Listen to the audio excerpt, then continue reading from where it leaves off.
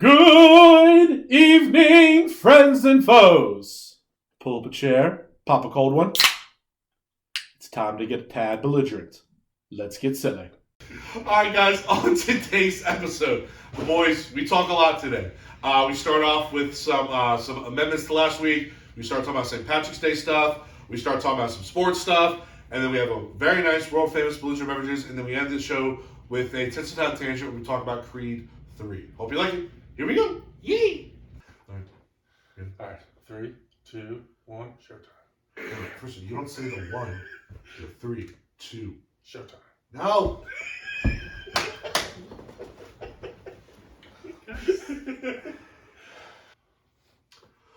What's up, everybody? Welcome to episode 104 of A Tad Belligerent. This is your boy, T. Wade.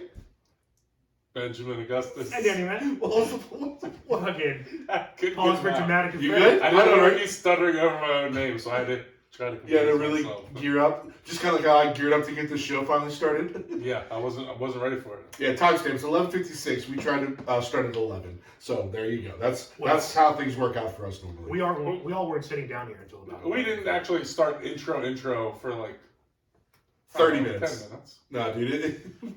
As you were just saying, we never get started on time. It's never. Because we're just, most of the time, because we also don't, like, not all the time, but sometimes we don't see each other. Because this is our first time seeing each other. Obviously, we text and things like that, but so when we see each other, it's just like just an avalanche of things we talk and argue and debate and discuss. You know, so it takes a while to get the show going. Well, we sift through shit that's funny and not funny, and then whatever's funny we bring to the pod, and whatever's boring in our lives we just kick it away. So. True that. Except for this morning where we've been doing nothing but laughing. That's true. Today's been funny. Yeah. Mostly funny. But as you can see, well, actually not as you can see. Well, actually you can see, but we're not going to talk about that. So we're going to talk about that in a second. I first want to kind of get off a quick amendment from last week's episode. Yes. So last week, we did our big Orioles preview. We talked about the roster. Again, this will be quick. We're not going to spend a ton of time on this because we got so much other stuff to get to. But we mentioned a couple guys that we think will make the roster. We all agreed on these two guys in particular, Dylan Tate and Felix Bautista. Well, both of those guys are currently injured. In fact, Dylan Tate's already been ruled out for the whole month of April, so he obviously will not be making the roster. Yes. And Felix Bautista, while there's still some optimism, he hasn't even pitched yet with the opening, the start of the season now a few weeks away. He's very questionable, to say the least, to start the season on the roster. So that'll obviously open up 2 additional spots. I know Ben and I kind of had a little back and forth about DL Hall. I personally think if Bautista and or definitely Tate, but Tate, if Bautista's also a DL Hall, would definitely be in the bullpen. He might even start the closer at that point. Yeah, I think so. But I think that opens the door for other guys like Brian Baker and Joseph. I gotta look at his name now. But he was in the bullpen pretty much all year last year. So. Well, we just wanted to make this amendment just because if everyone was healthy, that would have been our team. Right. But since these guys can't go, the people that we named in the episode that were like our honorable mentions will probably be the ones that will be called up. That was a good shot. But yeah, Brian Baker definitely now has a solid chance to make the opening day roster, along with Joey Kriebel, who were both in the bullpen last year. But we'll see how things play out. Bautista, can get a couple of innings and start the season off right. Then great. If not, we got plenty of arms that we can throw in there and survive for the week or so that he needs to kind of get himself ramped up. So, like I said, just want to make a quick amendment to that. Now we're going to get into the show because there's just so much going on. In fact, there's stuff we're not even getting into because like the Oscars are tonight. We're not even really doing any Oscar stuff. Just there's too much going on. I mean, other than the Will Smith slap last year, the Oscars have been crap. Right, and this year's also a little weaker, if you will, as far as the projects that have been put out there. Well, I guess since we're kind of talking about it, it's Everything All at Once will probably win everything. They've pretty much won everything so far. So if you haven't seen it, go see it, and you'll be good for the Oscars. I think Jimmy Kimmel's coasting, so it has maybe a little chance of potential, at least as far as like the first 10 minutes being kind of entertaining. So we'll do that. But we do want to do some other sports stuff because it is a pretty big sports time right now. While we had the World Baseball Classic, shout out USA for winning the first game last night. Shot another one up against Great Britain. That's right. Fuck them Red Basically undefeated against Great Britain. At this I point. mean, everyone's going to beat Great Britain. Like I said, you cannot win in those ugly ass horrendous uniforms. No, that's an actual fact. That was. It looked like their uniforms didn't make it over from England, and they had to go run to Dick's and buy uniforms, and they just like steam pressed some letters on the jerseys. Yeah, it was bad. It was pretty embarrassing. I think I told you guys before the podcast. When I played youth baseball, there was one team whoever was catching, they shared the cup. They wore the cup on the outside of their pants. Their uniforms way better than Great Britain's uniforms. And there's no chance. That's disgusting. It was just a clean cup. It was just worn on the out, jock strap just on the The outside. second that goes to a second person, it's no longer clean. What do you mean it's on the outside of the pants? Yeah, the chlamydia is on the outside of the pants. Gotta do what you gotta We do. don't need to explain. Gotta why protect that was a good McNuggets. I don't know. First of all, it's just erroneous. Like, thing. Let's not ruin nuggets for me.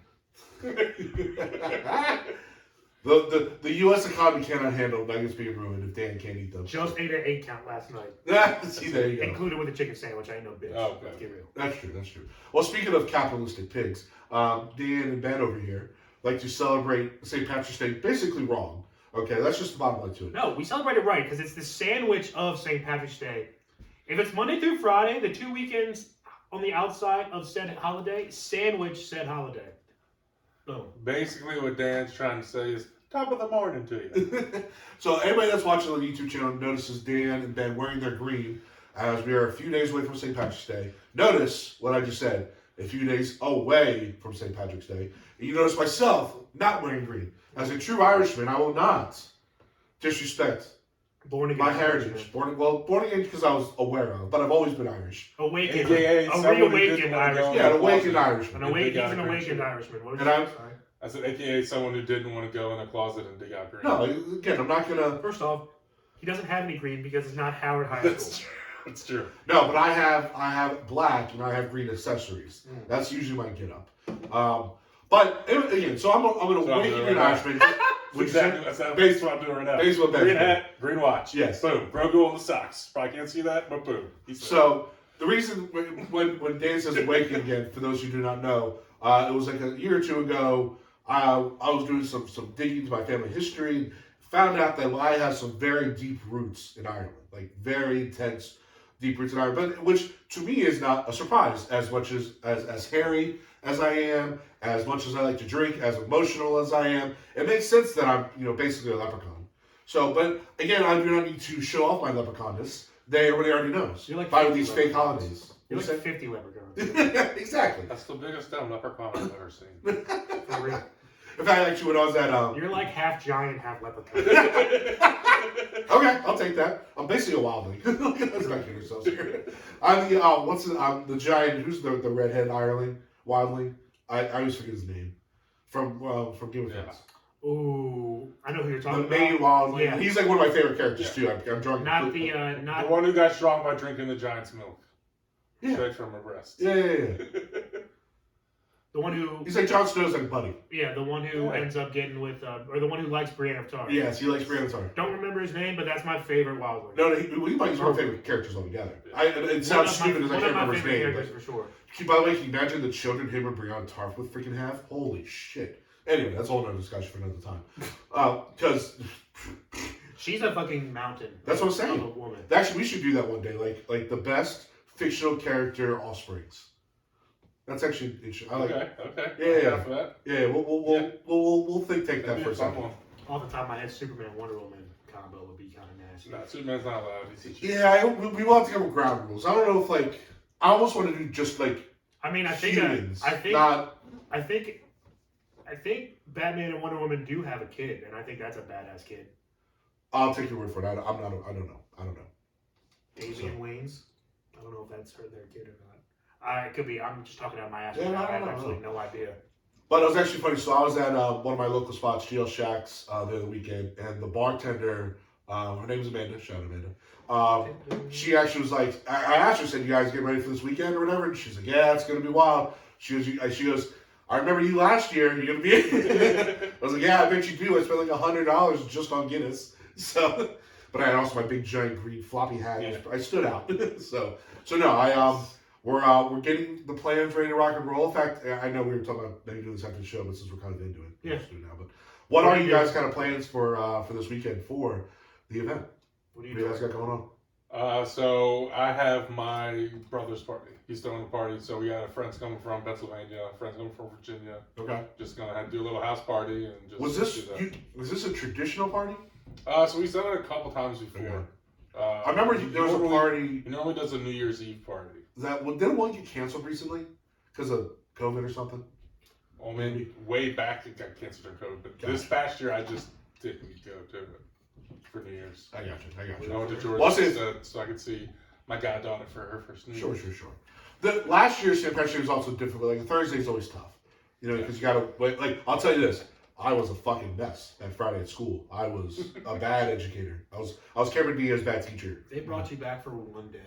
Well, we had school. Yeah, we didn't. I mean, we weren't off. No. New Year, you don't have school the day before New Year's. No, I'm talking about St. Patrick's Day. Oh, sorry. Yeah. St. Patrick's Day was on a Thursday last year. Sorry. So when I went, I had to go to work Friday. That was bad. What's up? You gotta go to work. You gotta go to work anyway. Right, but I was drunk. Was my point? I was hungover. No, I'm saying you gotta go to work on Saturday anyway. You gotta be up at 9 a.m. for a football meeting. Yeah, I was telling Dan this. I have like a really big football staff meeting on the Saturday at 9 a.m. 3 hours. And I told, and the head coach is also Irish, and I texted him and said, "Bro, he's got a 3-hour meeting." Yeah, it's gonna be like because we're planning on our whole spring and summer. So I guess it's better being a coach and going to a 3-hour meeting. No, it's better being than a kid and going to. It's definitely better than going to school like teaching. I just have to sit and listen. That's way different. But Dan, I told Dan this, like I'm by far the youngest coach on the staff. Like the next youngest coach is like 20 years old. Oh, so you can't complain. No, I'm the only one going. They got you in there for youth and for youthful fucking excitement, vibrancy and shit like that, and he's gonna be in there dead as fuck. They're gonna be fucking with you. It's gonna be bad. He's gonna go in there like a zombie on Saturday morning. But I already told them that, so they already know how I roll anyway in general. Yeah. You're bar hopping though on Friday, right? Yeah, that's the plan for me. So I have like a bunch of different kind of local spots I hit up frequently because I'm a degenerate on the nth degree. So I plan on hitting up each individual spot, having at least a Guinness, maybe 2 at each spot.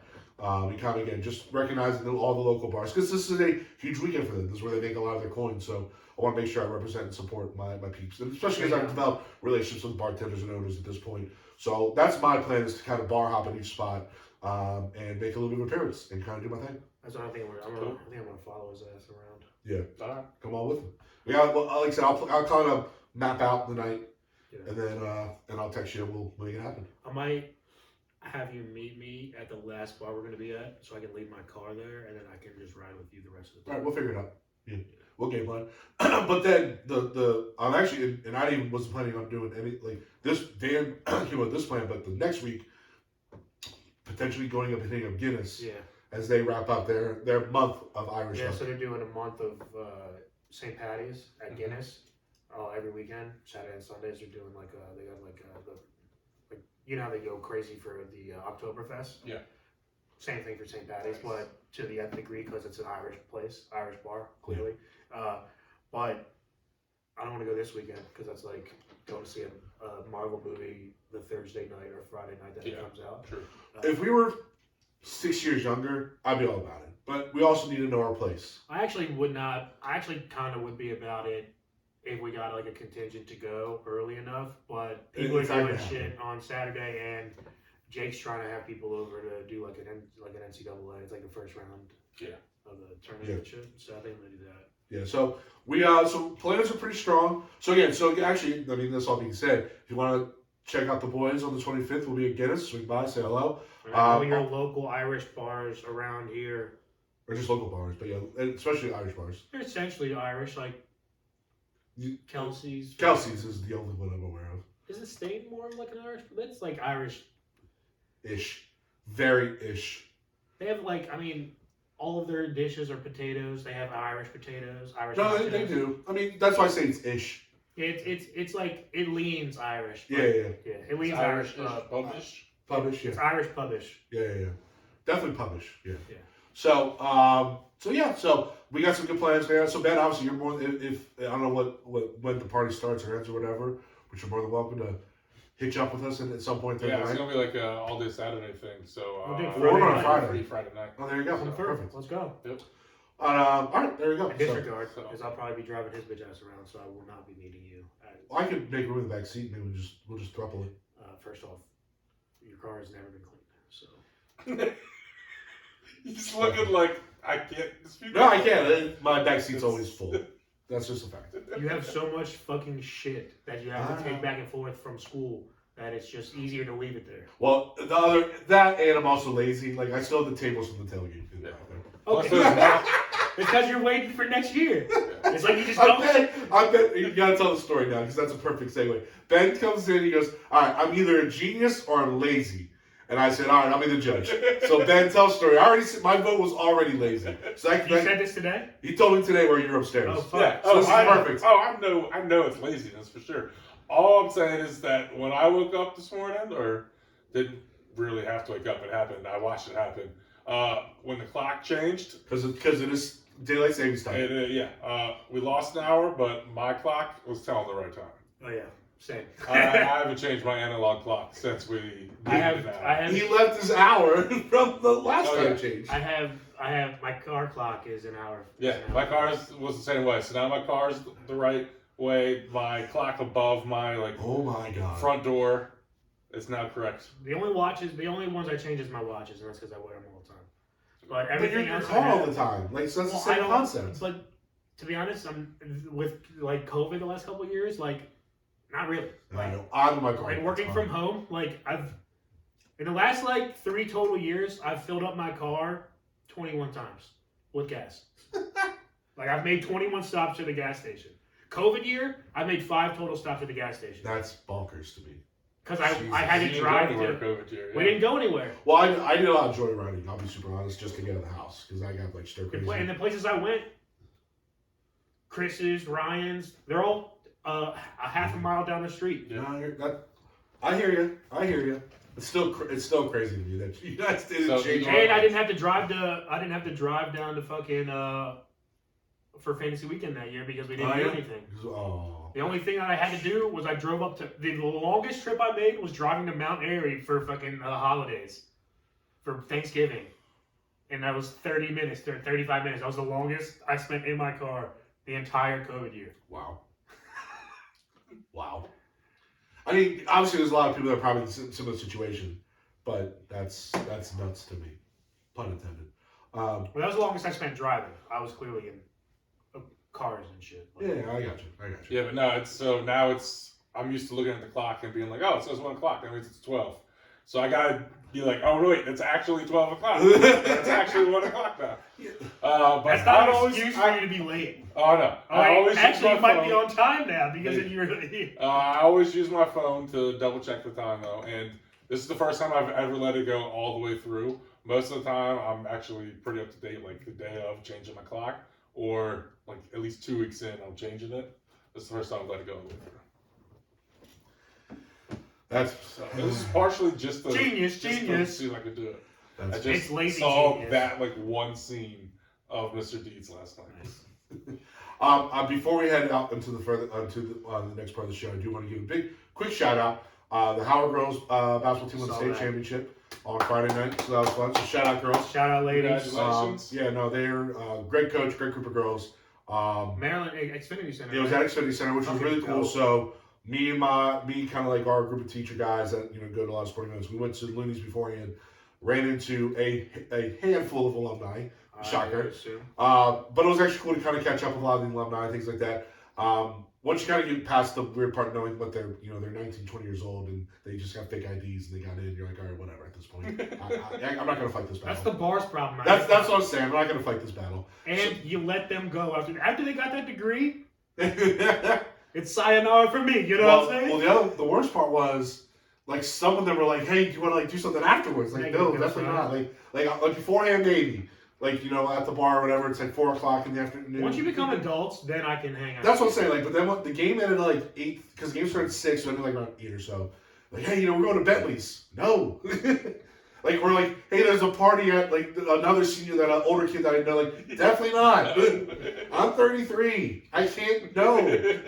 Because also too, like just knowing me and you guys know me, if I go there, you're turning one on. I'm kind of that's exactly right. Like it's gonna go up a notch. Once I get 2-3 beers in me, I'm turning one the fuck on. If I'm having a great time, Right. they're gonna start going down quick, and it's gonna be a fucking. It's Yeah, gonna be you a thing. celebrate a championship.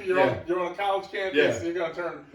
Yeah. So like So I just laugh at the kids. They just don't get it yet. They're young. They'll figure it out when they get older. But again, shout out to Howard Girls Basketball. As soon as they get that college degree, now you can hang out with Like Frank the Tank once it hits the lips. Once it hits the lips, it's so good. 100%. Literally, like that's 100% correct. So, all right, now, so we do want to kind of get into more of the show. So we do have a couple of segments we're going to hit up. One is definitely more sports centric. We want to kind of talk about some NFL free agency as it does start tomorrow. We all know that we're giant, not only sports fans, but even marks for the NFL. And then we also have You have that definition wrong. Mark is a bad thing. No, narc is a bad thing. And if you're a mark, yes, you're a good. mark is a bad thing. Look it up in Urban Dictionary. It's a bad, like, mark is a bad thing. You have that But wrong. what's it mean? A mark ass bitch. You're like a fucking. Hold on. I've never heard that. Have you heard that? I mean, when I think of a mark, I'm thinking of someone that you're going after and trying to sell military. something or do something. That's we're a mark. I'm thinking we're a mark for the No, NFL. narc is like a rat. No, a narc is a rat.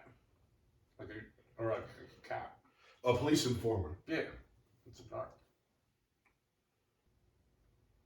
But a mark, it's like, if you were going to be, if you were a pickpocket, you might have a mark that you go and Yeah, mark is someone easily pickpocketed. Whoa, come on. No, a mark is like a target of a scam. Yeah, like a mark. Yeah. Yeah, Like, but and then it's so like we- someone who's a smart ass. Hold on. So we could be a mark for the NFL because we're an easy fucking mark because they know what we want and they're going to take all of our fucking money.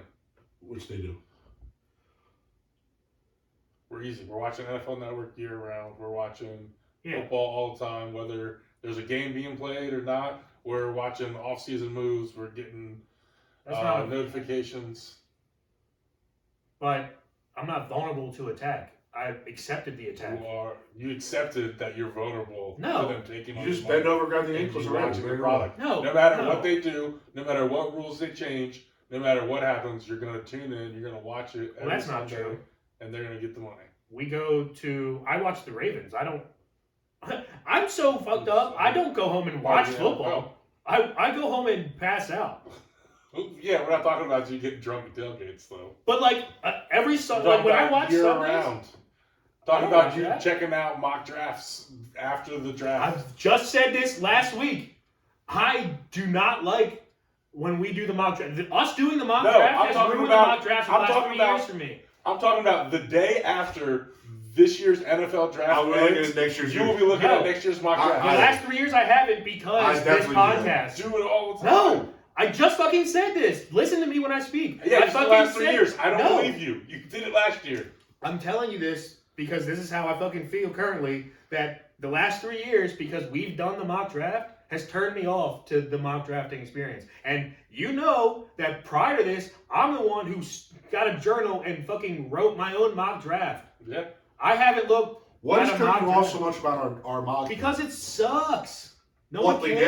editing or The editing sucks, and it makes it like it makes it shitty for me because it's a hassle. yeah. That's a big thing about it. But also, no one else, like, it's doing it for us, and Yeah, that's, that's I don't what it like is. it. The mock draft's fun for us doing it. It's Well- not for viewership, though. You can Well, tune in to maybe- ESPN or NFL. I and like our go amendment online, that there's we're a doing million it mock to making drafts. it. I like our amendment that we're doing it this year, where we're making it. Well, maybe quicker. also we just do one off the cuff on our own. Like maybe we get to like when we're sitting up in Atlantic City, like an hour before, we do just one quick one by ourselves. Again, like you Well, said, that's we what write happens it down. well, that's what happens every time we get together for the draft. Everybody comes up with like Jordan's always like, That's "All my point. Who's Like, the top 10? Maybe who's we the would top do 15 that go?" instead of on the pod Well, to on try the to pod- rekindle your magic for it. Because I don't want you. on I the don't want pod- Max to be dead for you. That hurts my on the soul. pod, we're essentially doing that because we're only talking about our teams.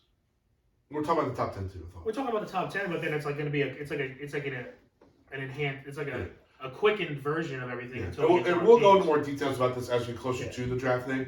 But there is going to be, but that's what Dan's alluding to. There will be an amendment to make it a little bit more user friendly or viewer friendly. Because we did a full mock draft and then we did a top 15 last year, top 16 last year. Yeah, because I think we had the 16th pick. I the think we did. Ravens had the 16th pick, so we just went to the Ravens. But back to free agency. Yeah.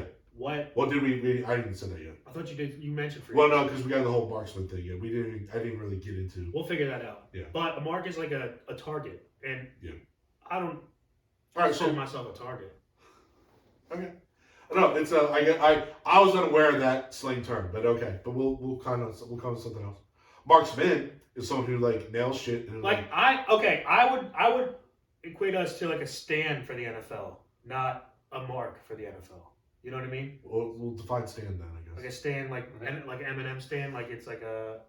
It's like we're all marks. The NFL's going to do whatever it needs to do to take our money, and know what they need to do to take our money.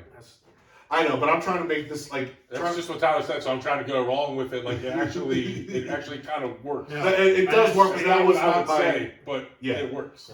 We're more stands, which is a craze obsessed fan. What Ben is saying is right, like when you twist it, but that wasn't my intention. I wasn't trying to.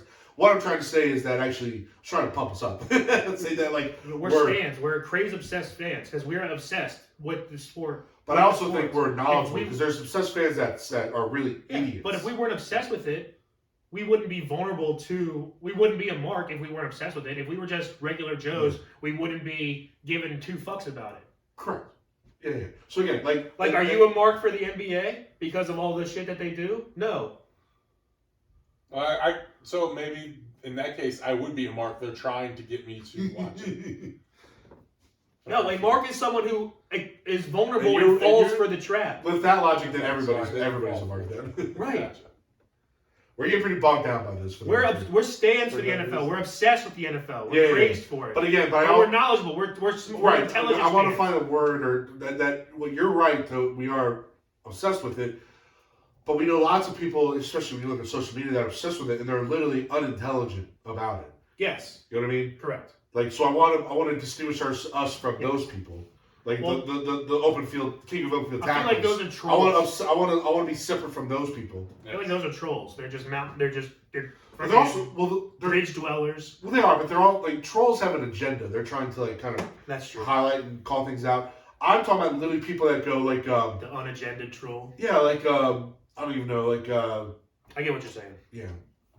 Like the Carolina Panthers fans, we need to draft a quarterback. Let's trade everybody get a stupid, shitty quarterback. That's all. I mean, what a fucking haul the Bears got. It's a nice haul. It's a super haul. In the Panthers, like any smart Panthers fans, are like, "Fuck, what just happened?"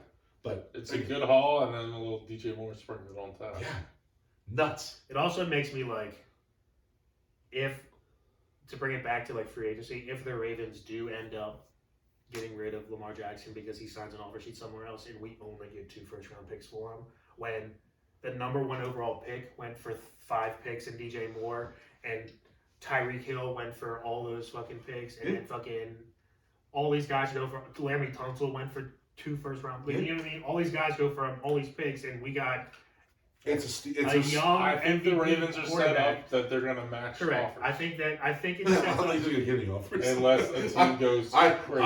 I don't think he's going to get many. I don't think he's going to get any. So, honestly. The Ravens are set up for a win in this situation. Yeah, because they're going to have to pay him 19. What it was like 20. What's the like 35? 32. Yeah, so it's and the regular with franchise tags, he's under contract for 3 more years. Yeah, the main franchise tag would have been like 45. Right. Yeah, so instead it's like 32. Yeah, I honestly don't think he's going to get any contract offers. I don't. But here's the thing. By the way, if you're going to do it, you have to do it in the next like 3 to 4 weeks. You got to do it before the draft. And the big thing is it starts 5 days after free agency before you can negotiate with Lamar. Yeah. The problem with this whole thing, once it's not only 5 days after free agency, so that's all that money if you're offering him a contract that you can't spend. The Ravens then have another 5 days after that to decide on whether or not they're going to match it. So that's 10 days. You're locked. And what team wants to do the work for another team? You're essentially building the whole contract for another team. Exactly. But also, if he doesn't get one, he could just hold out. He doesn't have to sign the tender until week 10, and he doesn't get fined until then. That's fine. If Lamar Jackson holds out, he's getting even less money. There's no way he gets more money. I don't think that's true. Dak didn't play for 2 fucking years, essentially, and got the highest paid contract in the league. That's not... Before Dak... Dak got injured. Deshaun Watson. No, Dak got injured before Deshaun Watson signed. When Dak signed his contract, he was Well, the highest paid injury and quarterback. choosing to play are two different things. I'm saying when he shattered his ankle and that shit was fucking perpendicular to his ankle, everyone thought he would get a lesser deal, and that didn't happen. He came back and he got a bigger deal. But part of the reason why 2 years though. He was out for a year and plus. yeah, he was back the next year. Yeah. But That, yeah. to He push missed back games on that your year and then no, he he missed just that game. He missed a full year. no, he just missed that year. He missed that year. He got hurt and then was back. Yeah, he was back. And the other big difference is part of Lamar's baggage is how he handled like not playing in the playoffs and things like that. I don't think that's any. No, I think don't it's think based on- anything to do I'm with it. hoping it's just an injury. I think it is a It big has nothing deal. to do with anything. I think players. I think we But heard from either- Ravens players. Either way, They felt certain Lamar's type of way coming about off of 2 seasons that he did not finish due to injuries, and then you're going to hold out a year. You're not going to make any money. And Those you're are losing two the different best- things. You lose in the prime of your career. He can't hold out. So, but what we want to kind of get into with the NFL free agencies is because Lamar thing's not really a free agent, it's more of a trade thing like that. So, and we're not going to spend a ton of time on this because we got other things we want to get into, but just kind of like a wish list, if you will. So, obviously, Dan and Ben are giant Ravens fans. I'm a big Commander fan, and we kind of want to make like a top 3 list of the guys that you would like to see your team sign and you think would be big contributions. And then, obviously you want to take consideration cap casualties, things like that. So, is there anybody that wants to go first? Anybody in particular? I'm All right, looking then- at trades and free agency. Okay, So one all right. trade that I'm looking at, a name that just got put on the market, is potentially trading with the Eagles and picking up Darius Slay. Okay. I did see So that. I'm I a saw fan that of today. Slay. I You think. guys need any more secondary? I feel like you guys got a ton of secondary guys. Well, one, we lost. Peters is a free agent. We Okay. couldn't bring him back without the reduced contract. uh-huh. And we have a decent amount of secondary, but not corners, and not good You corners. do have the best and safety in football. outside corners. No. No, actually you do. According to PFF. That's so funny. That's sorry. I mean, he I'm was derailing your argument. he was a pretty good free agent signing from the Saints. I do like our safety. What is your guys' cap situation? Because Darius Slay's a pretty big cap. Yeah, and No, we we're probably 9 have million to. over the cap right now. Yeah, and we probably have to negotiate with him a little bit. Okay. All right. Sorry, So we made But moves, this but they whole weren't cap possible. situation, what it says now is different than what it's going. I hear you. All right. So trading for Darius Slay. Well, what do you think you have to give up for him? Probably a pretty premium package. They're looking at getting rid of him, and like the Eagles are moving on for a lot of people. No, I think it's going to be that premium of a package. Well, they're not going to just let him go. I mean, I think what they gave was a chance to talk to other teams. Like Yeah. he's still under contract for them. Like, he's not like a free agent or anything. No, but they're cutting ties with a lot of players. this year. Well, they have a lot of free agents that they want to bring back. Darius Slay's probably a guy, whether he's free agent or not, they want to bring back. Like they're not going to get rid of Darius Slay just to bring back like Bradbury. You know what I mean? Like a lesser corner. So I think you're going to have to give up a pretty decent amount to get him. Probably like a couple day 2 picks. I think would probably. Maybe a day 2 picks. Yeah, We don't really have I to. could see. We don't really I have could to. see a third. I could see a Like, third just- rounder going. Well, I was thinking like a second and a third. Like I a don't second think this year, he's third going next for a year. second and a third. You still, We have only a third. We don't have a second this year. you're not going to get it for just a third. I think we see deals like that all the time. We got Calais Campbell for like a Clay's, fifth. he's That's also not not. Darius Slay. Yeah, he's also old. Clay's Campbell was like old when you guys got him. He's like He's still 2 old years now. removed. Yeah, he's Like a still 10, old now, but he was still. It's also a premium position. T tackle is not the same as corner. Corner is a way more Yeah, premium interior. position. When he wasn't Well, through that's for end reality. and was still. That's a D tackle. And a 5 technique and a 3 technique are essentially the same thing. He's not an edge rusher. Like that's not the same thing. Yeah, understood, but he still gets sacks and he's still I know, but Ben, a they're not the premium same. defender. No, a corner was way more valuable than a. Oh yes, that's a 3 or better. 5 tech. I That's think what I'm trying that to it's say. a better position. Yeah, more premium Yes. position. Yeah. It would have been like getting Calais Campbell in the prime of his 10 sack. Well, Darius Slay is not in the prime of his career though. I mean, he's still pretty fucking. His he's still, prime was with Detroit, and he's still pretty. It was good. it 27, 28? I don't know. I think he's a little older than that. I don't know. I think he still has So, praise. just a lot of those trades when teams are looking to trade the guys, just a lot of them are for a value that are a little bit less than what we normally think. That's all. When you announce you're looking to trade the player, you don't get as high a value back in return normally. Yeah, Slay's 32. Yeah, So that's what I'm saying. He's not in his prime anymore.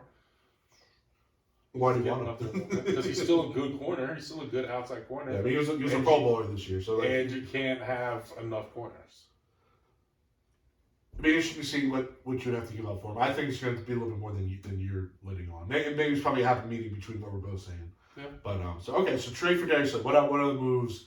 Because we're thinking more the free agent signings, because like I said, free agency starts tomorrow. Well, as a Ravens fan, I really don't look at free agency that much because we don't sign anyone in free agency. What about re-signing guys? Rarely do we sign someone. Usually, it's someone who gets cut that we sign, so it doesn't cost us a comp pick. What about re-signing guys? It's the guys that are leading the team that you like to bring back.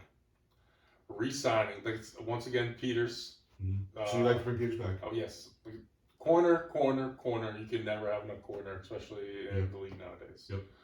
So I want to bring him back. Our left guard's gonna be too much money. Can't bring him back. Ben Powers? He's gone.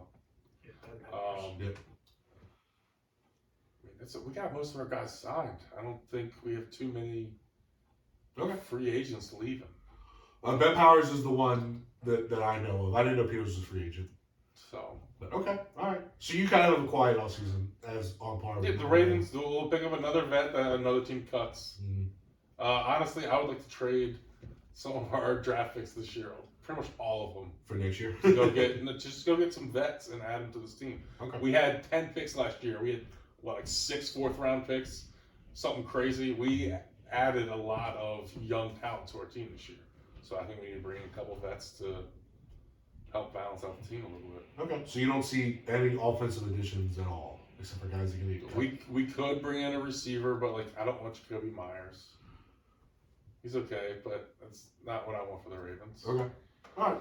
So guys I want are proven veterans that aren't really free agents. I could see us targeting. Would you rather? Well, if you want to trade for Slay, I think you'd want to. Or Mike Evans. I think those are two guys. That would probably be a better trade than trading capital for Darius Slay, at least in my mind. Probably, but Slay's on the board too. Okay. Like I said, I'd go trade a first and a third and whatever the fuck else we have to go get Evans and Slay and add these guys to our team. Okay. All right. Fair enough. We're small in free agency. We won't do much. It's all about Lamar and figuring out that contract. Yeah. If we were to sign a free agent, which to Ben was saying, typically the Ravens don't do any of that shit. They always wait until after the June 1st cut deadline. So we wait till people get cut. Sorry, I guess this was supposed to be kind of a wish list, and I'm just good. As a Ravens fan, I'm just so used to them not signing free agents. We got a big one last year, so I don't expect a big one this year. So if we did sign anybody, there's two guys that I kind of would really like to sign. I don't think Peters is coming back, in my opinion. Yeah. So I would like to sign Slay's counterpart from last year's Super Bowl team in James Bradbury. Okay. He's an unrestricted free agent. I actually wanted to sign him last year. Same. But he signed with Philly. So I want to sign him this year. I just like his game. He makes tackles, and he's a good cover guy. But he signed 1-year deal, a prove-it deal last year, and he was actually pretty good last year. So he's going to want money, which I don't know if they do. This is probably a signing if we don't re-sign Lamar, just because we'll have oodles and oodles of fucking cap space if we didn't. We'll have $24 million in cap space if we don't have. Well, if another team signs him, he's gone. Correct. Yeah. True. He might wait out for Otherwise, if he signs a deal, that's still 32 against the cap. Correct. Correct. So. The second guy, me and Tyler talked about this earlier today, actually a little bit. But our new offensive coordinator mentioned him in his press conference, and I would not mind having, if we re-signed Lamar, to pair him with an Odell Beckham. That'd be kind of cool. Yeah, Ravens were at this little tryout, this workout. Because I'm just saying, catch radius, we need guys that actually can catch. As much as people hate Odell Beckham, that's the one thing that motherfucker does. Yeah. He's got a freaking gravity force field around his hands where the ball just glues to that shit. Like, I honestly think he sweats stickum from his hands. That honestly might be it, because dude has mitts, and he doesn't have like the biggest hands in the world. Like, he doesn't have D-hops out there, 5XL cutters. Saw that in an interview the other day.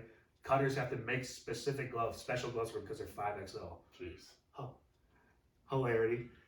He's got fucking sticks for fingers. Shit's coming out fucking this long. But I think getting Odell would be cool, especially because Odell's like a route running, catching savant, and like getting him like mindset wise, that would maybe suck for like the divas that we have on our team. But no, I like Odell. I'd like adding him. We need to add 2 receivers this year. Agreed. Bateman needs to be our number 2 or even number 3, but at the very least, Bateman needs to be our number 2.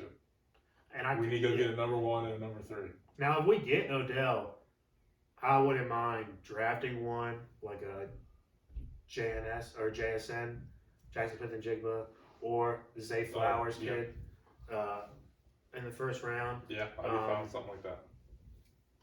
I don't really want Jacoby or like Jacoby Myers or like Juju.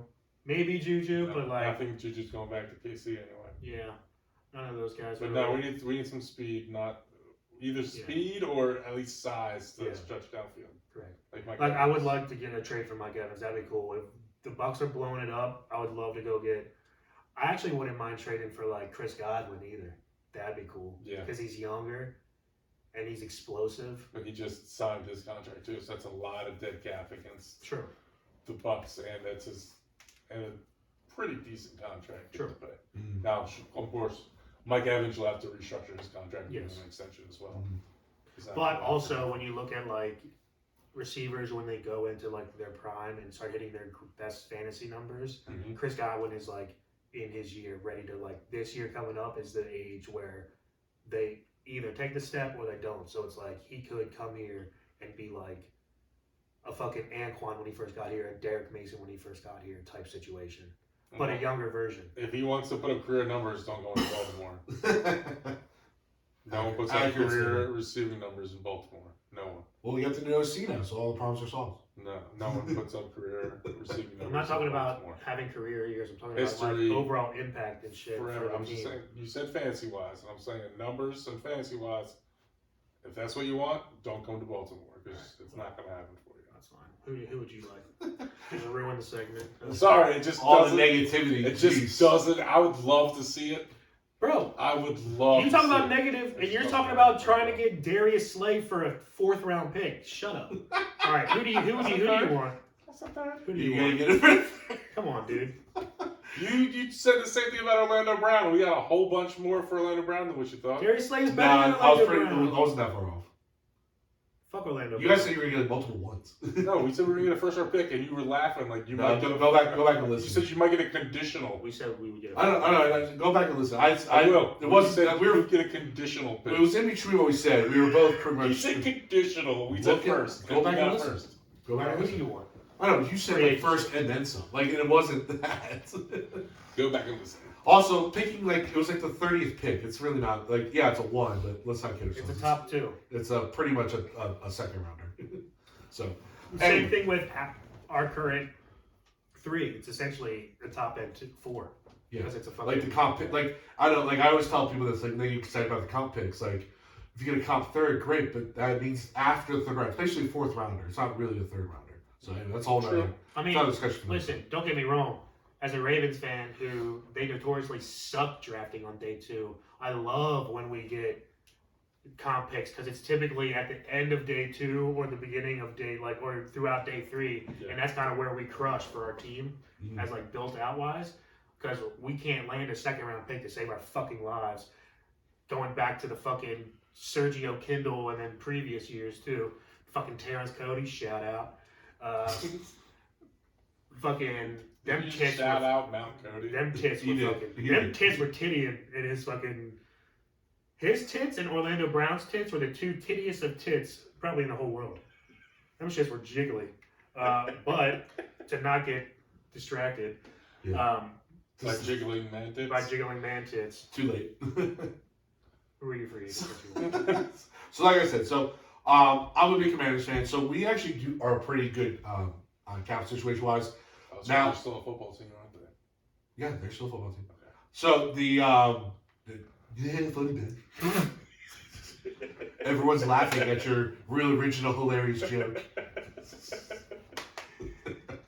So, the team's actually a pretty good cap situation. The problem is the ownership situation is a little hectic. So they need to still restructure a lot of contracts. The problem is, in order to do that, you have to have an owner that needs to write the check on that day. Yep. Because that's why players agree to the restructures. Then they get like a $15 million check in their pocket, which is pretty fucking cool. But you need someone that is able to write that. And unfortunately, Dan Snyder is what they call cash broke. Yeah. He's not. That's part of the reason why he's on the team. You have to send a check to the NFL for all the guaranteed money that you essentially for the contract. You have to send to the teams NFL. aren't sending a $250 million check to the league for Lamar Jackson. Straight up, to not get off topic, but if the Broncos didn't trade for Russell last year, they would easily do that because the Waltons have fuck you money, and they could easily throw away $250 million guaranteed and not even blink. Perhaps. No, I'm just saying for like money wise, because they have the equivalent to 2 through 6 or 2 through 7 of the owners, if they all combine their fortunes, would equate to Rob Walton's vast fortune. And he's just a part owner who's also with his children, and they're married, and like they have their set aside money from their grandparents too. So it's like they're no doubt they're loaded. They're cash rich. Could do the contract, they're just not. Because I'm just saying because they have billions of cash. They're cash rich with billions of dollars. The 250 guaranteed is not even a thing. They don't even. It's not even a thing. Right. I wish Snyder wasn't cash poor. I wish he would sign Lamar to a fully guaranteed contract, and then sell the team and say "fuck you, NFL," and just. If they had the money, he would probably pull out. But a lot of these owners aren't cash rich. They're well, especially that type of cash. Capital rich. They're like they have the team is what makes them rich. They're not rich themselves. Right. Well, they are. You guys. I know what you're saying. So in a perfect world where Dan has the money, they can do these things. I just think they're going to be pretty aggressive in free agency, mostly because it's literally as Ron is like team president and stuff. It's kind of pretty much a big make or break year for him. In fact, pretty much, I think it's pretty safe to say he only even has a job because of the fluctuation of the ownership. Like I think if a new owner came in time or whatever, he might already be announced. So he knows that this is a big year for him. So. He has the hottest seat of any coach. By far. I think he's going to have the number when the odds come out for first coach fired. I believe he'll be the y'all can't start 0-5. The younger or the whatever the highest odds. Y'all can't start 0-5. Well, nobody can. Yeah. No, but I'm saying like John Harbaugh could go 0-5 and still have his job. Mike Tomlin could go 0-5. Mike Tomlin, yes. Yeah, Harbaugh will because they'll let him finish out the season. That's what I'm saying. That'll be the end of that. He'll be done. Yes, I'm saying hot seat enough to where they get fired in season. That's where I'm saying Ron Rivera's at. Yeah, Harbaugh is safe through the season. I'll also make a bold prediction that of the hot seat coaches, Harbaugh is one of the hotter seats too in the league. To be honest with you. Well, Lamar's the only reason he saved his career, so he rides and dies with Lamar. If Lamar goes, he goes. Yeah. So listen. So there's a couple of guys I'm looking at, and one is actually a Raven. Ben Powers is the guy I really like Washington kind of pick up. He would start. They already have a guard spot. They probably need a whole new offensive line. The offensive line was definitely one of the downfalls of the team last year. Just older guys. They tried to band-aid things together. It just didn't work. But they do have a good young guard and then a potential young center, but he keeps getting hurt. We'll have to figure that out. But Ben Powers will fill in at the left guard pretty comfortably, and then potentially the interior unit will be kind of solidified. And then another guy, which would be more of the premium offensive lineman, Mike McKinley from San Francisco. Yeah, tackle. Yeah, he'd be the right tackle. He's very, very good. Top 10 pick from Notre Dame. Started the last 5 years for San Francisco. I wanted the Ravens to draft him. He was a fucking beast. He's a beast, and he would again fill out. So now if you go him and Powers, now you're from left guard, center, right guard, right tackle, pretty much solidified. Then hopefully you draft the left tackle, and then all of a sudden here you go. Holy shit! No team goes that heavy in their offensive line. That's how heavy. Because to be honest with you, there's not a lot of rooms that need much more improvement in Washington. They actually have a pretty good roster, but the line definitely needs a lot of work. You've seen like Cincy and Cleveland go pretty heavy in their offensive line to try to get it up and running and have good seasons afterwards. Cincy needs to double down, do that again this year because all their guys fucking got. I think Washington has a number. I think the number 2 defense last year in yards per game and yards allowed. So like so they have a couple things to fill out there, but not like big pieces. You guys aren't losing anybody. Cole Holcomb's a free agent, but I think they're going to try to bring him back. And then you get back your best defensive player. And then Chase Young is going to be back. Forgot about that. Yeah, so like, and then again, the offense we talked about earlier, like the wide receiver, running back room are pretty solidified. Yeah. So like they corner, how's your secondary? really good safeties. We need a corner, but we could probably get one in the draft, like a second or third round guy. Like they don't need a number one. They just need like a top 3 guy. You need like 2 though, right? No, because they got Kendall Fuller and then a guy that drafted a couple years ago, Benjamin St. Just. So Minnesota's done pretty well for them. Mm-hmm. So, and then my last guy that kind of wish list is now, speaking of just one more room that probably needs something, they need a number 1 tight end. I like their room, but they need like a number 1 guy. I would like to get Dalton Schultz from Dallas. Oh, that would be a steal. Yeah, I think getting him, if they just signed those 3 guys, I'd be super content with them like not bringing really anybody else in. I think that's one of the last pieces on the offense is like a legitimate number 1 tight end. Like you said, they're pretty good like 2 through 4 as far as like blocking guys, kind of do some interesting things with. But then again, and then getting that offensive line kind of rocking and rolling, and then I think you can do some. Hopefully, have a pretty good season after that. How does it feel knowing that as a Commanders fan that even with you guys having this good of a team, that bad things gonna happen? it's gonna, like the ownership or coaching is now the weak link? Like you know what I mean? Like now the front office is the weak link. Well, the front office office has always been. No, but like you.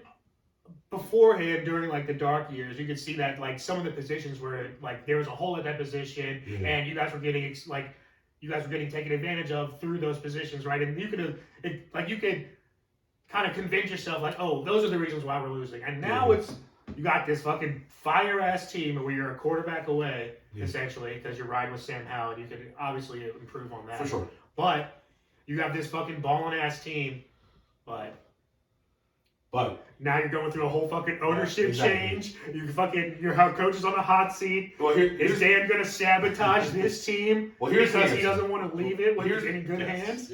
Yes. Now here's the ultimate answer. That sucks, dude. Here's the ultimate answer. It's a very much immediate short-term suckiness, but I know deep down whenever the situation gets resolved in ownership, it's going to be tenfold better than what the last 20 years have been. Because they'll be more just competent. They won't be drama all the time. It'll just be like another one of the 32 teams. Like it won't be. That potential happiness is what I'm willing to go through whatever immediate suffrage and pain to get. I joke with you guys. There's going to be a parade in DC.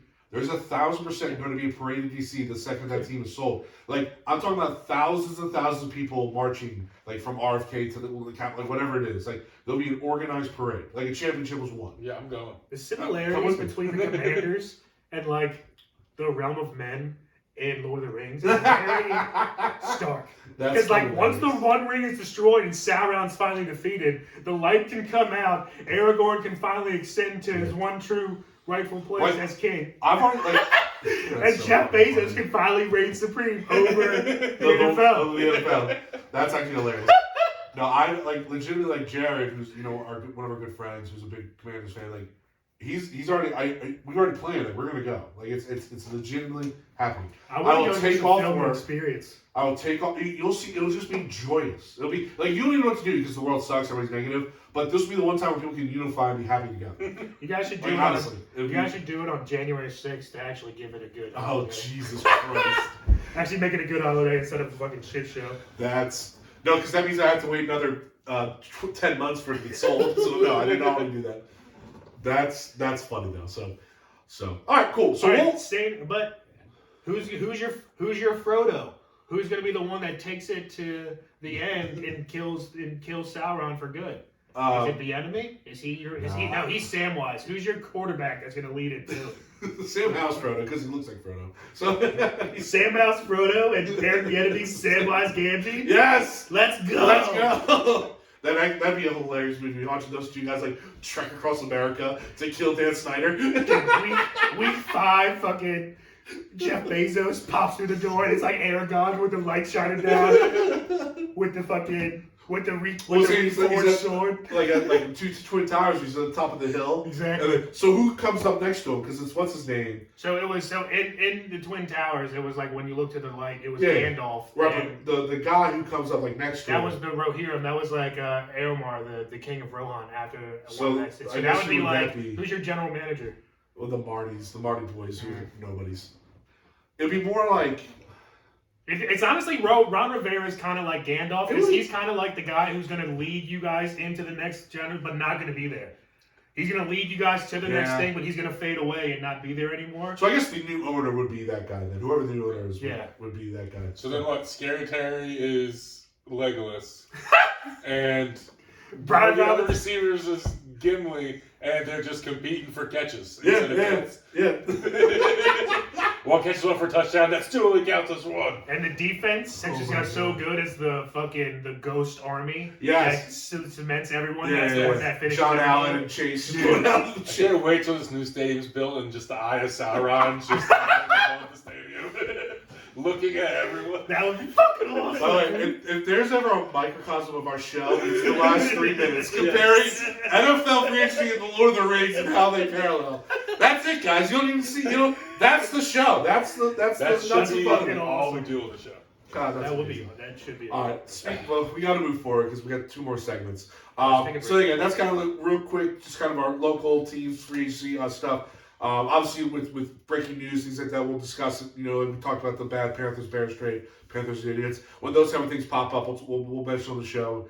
But it starts tomorrow, which is always exciting. So one of my favorite. I always need to try to not get duped by fake Twitter accounts because I fall for it every year. Yes, every year he does. It's like, and I send the guys like a thing. And I go, oh my god! And then it's like made up by Mom's Basement 43. Everyone's like, I haven't heard this anywhere before. Tyler's, no, my guy's got it. Bogus. The one account, 69, I forget what it was. I followed the one account that you sent me. You sent me like 2 different things from this account. So they're pretty funny. I'm going to follow it anyway. And I don't remember. But he comes up with some of the most ridiculous reports. I followed him for like 2 years. Well, the problem is they do a good job with like the graphics and like it's official graphics. That's what I'm saying. So like they put in energy and effort to dupe you, and it works. I'm a mark. I'm a mark. You're a mark for you're a mark for NFL free agency trolling. Yes, for sure. Yes. So it's always a fun time. So again, we'll talk more about that as breaking news happens. But again, it's a fun time for us NFL stands. All right, now we do got to get into Belligerent Beverages. Let's take a break real quick. Okay. All right, before we get into Belligerent Beverages, we're going to take a quick break. We get back, we get into world famous Belligerent Beverages. Woo! All right, and we are back. All right, so for this week's world famous Belligerent Beverages, it is, I believe, the last of our fridge series. Correct. It's the last. It's the last of the fridge series. Yeah, just we've accumulated so many beers over the year. I think we have a single of Kev's that's like a salad. You're allowed to wrong. It's okay. What? We accumulated a lot of beers over the years. Well, I was trying to think it was actually years, plural, but sure, why not?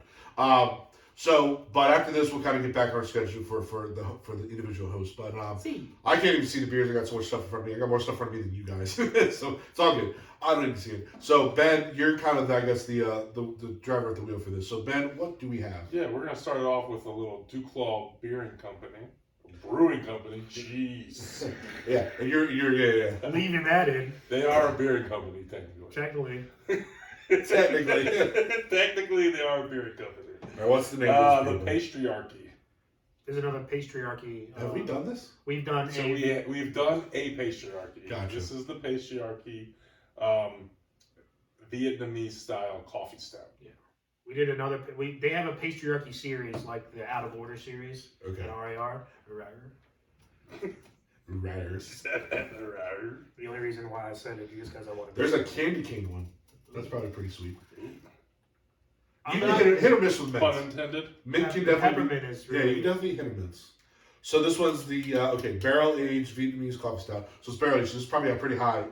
8.5. Actually, I thought it'd be higher. With barrel aged, I thought it'd be a tick higher than 8%. That was a fucking. Or 8.5. Crispy. Pop. Do we have a? Okay. So Ben? Did you buy these at some point, or did Dan? I thought you got this one. I think. Maybe it was me. No, I got the pastry. I got this for Christmas from Nick and Ashley. Shout out. And then Ben brought those 2. I definitely have one that I brought last time. I brought 4, but I think we only did 3. So one, I do have a beer in there. Which one was that? I can't remember. Me neither. I'll have to look at it. All right, are you guys all finished? Okay. Yes. Okay. All right. Vietnamese style coffee stout. All right. I smell the coffee. What is Vietnamese style coffee? If I only think it's Vietnamese coffee. I don't know. So There's like, what is the difference? 8.5%. 8.5, yeah. well, that is just delicious. Okay. That's smooth as fuck. This is good shit. So, all right. So, Dan's right. It's super, super smooth.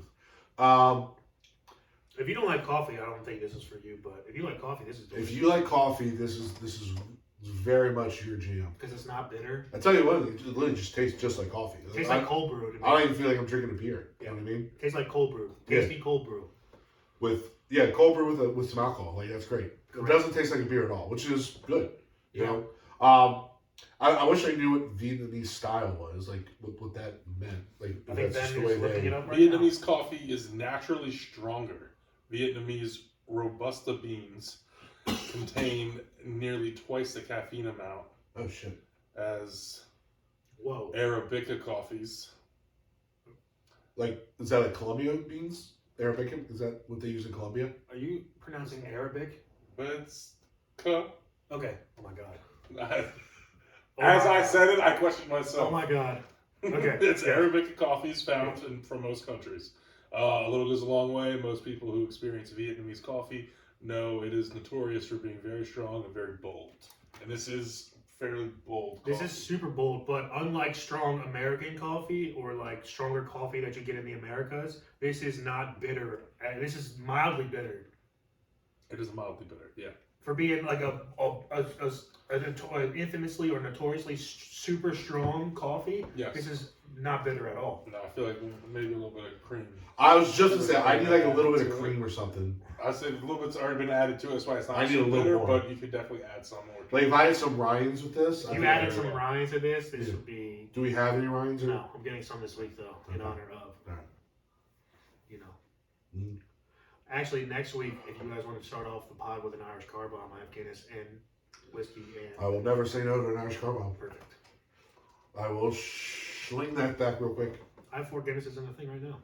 We don't have any Ryans, but We'll Next save, week. we'll save for we'll save it for next week. We'll save it.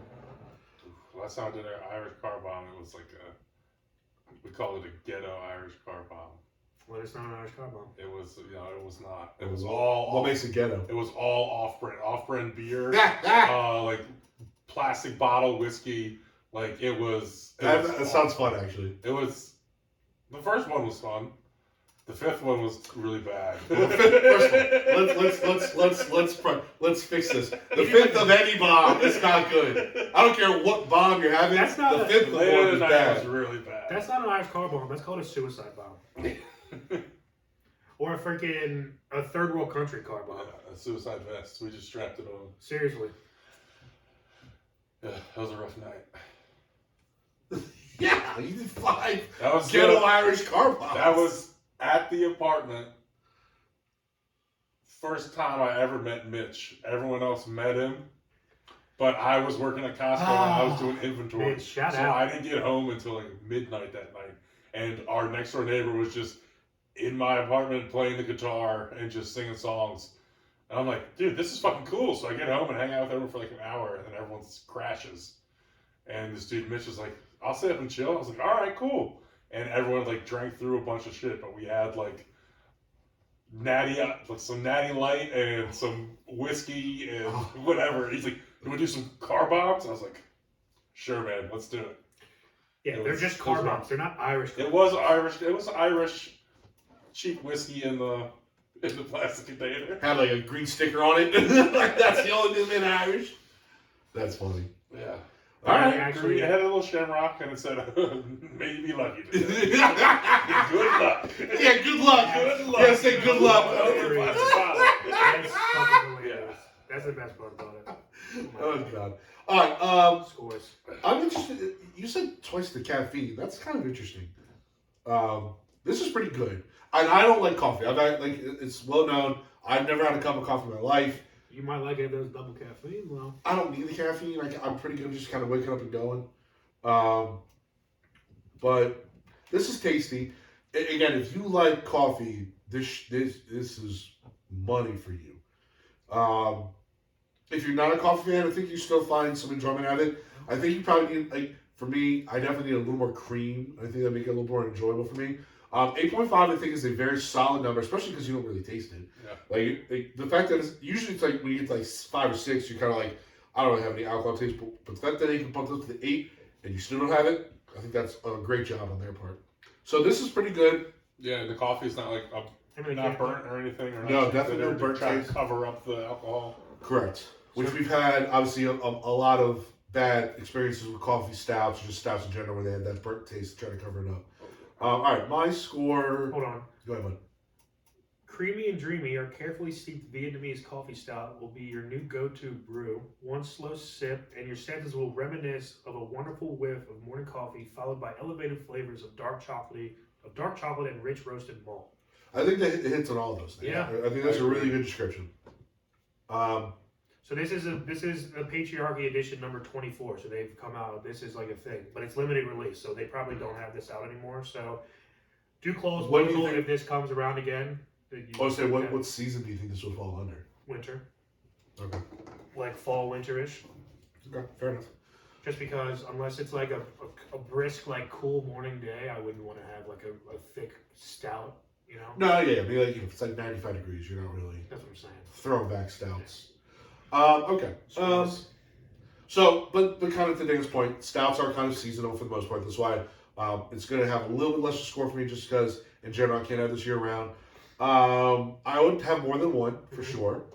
I think I would probably still only have this with desserts. Again, I can't see me having this with like a slice of pizza or like a pot or any kind of really Italian dish at all. Or like or, at the or beginning. even like tacos, I wouldn't have with that. Or like at the beginning when you're not eating anything. Yeah, like this is your definitely a first pre. drink, Yeah. When you're looking over the menu type situation. That'd be fun. This is a vacation breakfast beer. Yeah, For sure. for sure. When you don't When eat I'm on breakfast. vacation, I'm bringing a 4-pack with me and having like one every morning. Okay. I agree. I can hop on that. I was gonna go outlandish to say you could have this at like the morning when you go the early morning to the beach, but no, fuck no. If there's any sunlight on me, I don't want. No, you this. can't. Yeah. No. So, so You it could, does- like, definitely like walk out on your like patio when you first wake up in the morning. watch the waves and whatever. Yeah. No, so Nice like this and like a J in the morning. Little with hair of the fucking- dog. Yeah, this would be nice. so it has limitations, but it's very strong in what it does. So because of that, I'm gonna go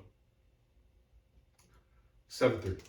Oh, that's a little lower than I thought. 7.3. Okay. This is an 8 flat for me. Okay. It's right there in the 8. I mean, it's got the 8.5% alcohol. Mhm. We've covered it all. Yep. It's got the flavor. It fits the description. What it says it is. This is really tasty. This is one of the best coffee Mm-hmm. beers we've had. I would definitely agree with that. This Yeah. is really good. So yeah, 8 flat for me. Ben, I'm in agreement with you. I'm going 8 flat as well. It's just in the 8s for me. It's not anything more than a low 8, Yeah. or the lowest of 8s, I should say. But still a B in my eyes. And it's just agreed. It's one of the better tasting coffee drinks that we've had, and it's actually good tasting coffee. Like if Yeah. you told me this was cold brew, I'd be fucking pumped. It's good. Like, I could pour this and I wouldn't need to add cream or sugar to it. You could Agreed. add a little bit of cream, but I wouldn't need to at all. I can drink Agreed. this comfortably. Agreed. It's good. All right, we gotta stop here for a second. I gotta go get my charger. Okay. So, All right, we're gonna take another quick break. When we get back, we'll finish up the world famous Belligerent Bev. 3 years ago, the Orioles signed a lefty who was 16 years old for the Dominican, one of their international signings. Let's fucking go. He's not going to be the best pitcher in Major League Baseball? He passed away from cancer yesterday. Oh, come on! Way to go, Tyler. You're a real piece Why of would you shit. lead me on First like of all, I that? didn't lead off, just give you back. I was giving you You're a context. I was you're giving you a- background you're information. You're a real No, son of a bitch, Tyler. What I just said, hold up, we have it on the You're record. a real What I just son of a said, bitch. Orioles signed a 16-year-old Dominican 3 years ago. That's all I said. He's Yeah, a but, like, sick motherfucker. We have this all on, we have audio and video. Then once did I say like everything? You I are was a giving sick context. motherfucker. But you weren't sad at all. You were just like regular about it. You're just like, hey, you know about this Orioles top prospect that's going to be And I playing even said for top us? prospect. Bro, you set that up like he was gonna be playing for us. No, I did not. God damn. Well, R.I.P. Orioles got the Rest in 16-year peace. Thoughts and prayers to his prospect. family. He God should be damn. 19 right now. Get He ready was to call 19 and he kids. passed But away. no, God, Tyler fuck murdered you. him. Tyler murdered him. That sounds legit like getting murdered. Luis Ortiz, rest in peace. Again. I went from absolutely loving this 19-year-old prospect that was going to be a stud in our system. You didn't even know he was till 5 seconds ago. My favorite player in the system, and then you just murdered him. Just like You guys didn't even know who he was 5 seconds ago. All right. Well, rest in peace. Thoughts and prayers to his family. That just blew me though. You're a sick motherfucker. Yeah, you are a sick and twisted Jesus individual. Christ. Tyler. Jeez, can't believe you did that. All right. Well, let's bring us back. You guys are messed up. I'm gonna leave it on there, by the way. I hope you do. Because the world needs to see I did nothing I'm not wrong. leaving this in. As soon as I said, all right, bring us back in, that's what I'm cutting, and I'm putting it back in. You explaining yourself is not going to be Dan's going to edit now. You're like, the world needs to see that this guy died. Yeah, I'm putting that in the beginning. I'm putting that And in then the just be beginning. like, my laughs throughout. Alright, and we are back. Alright, so we need to finish this up. We're taking way too many breaks. Yeah. Alright, Benjamin, what you got next, bud? This is from HoMaide Brewing Company, not Beering Company. And this is going to be Bunch's Cream Ale with natural flavors. And it doesn't say honey, we should but have ended with the stout for that. it has a nice honey picture on the front. So When I think of I bunches, assume there to be some honey. when I think bunches, I think of honey bunches. So honey bunches. That's why it's called bunches. That's what I'm thinking. Because So it's I the think honey it's bunches of cream ale. Yeah. So I think it's honey bunches, and I hope it's that because if it's not, that's very misleading. Let's see, it's got some pale malt, flaked maize, honey malt. It's 1.9% honey malt and 1.8% pure honey. Sweet. 5.3% alcohol, 12 IBUs. Fucking birds outside my goddamn window. Chirping, dude.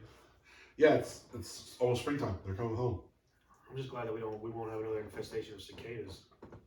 No, not for a while. That was a shit podcast. I can't believe we posted that. We should have just waited and not posted something that's going to be What, horrendous like to the the months view. when they weren't here anymore? No, but we had one podcast where it was significantly, we named it cicada infestation because of the noise you could Well, hear we from also the talked cicada. about the cicadas and things like that. I know, but it's like, you really want to listen to a whole podcast with just cicada noise in the background? Yeah.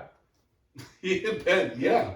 I'm just saying, editing it, I was They don't like, come around often, Dan. 5 years down the road, they're going to be like, all people I'm are going to be like, saying oh is- man, I miss having all those No. cicadas around. all Let I'm me go saying listen to is, this episode where I can when hear I it. was editing it, I was just like, God damn, I can't believe we're putting this up.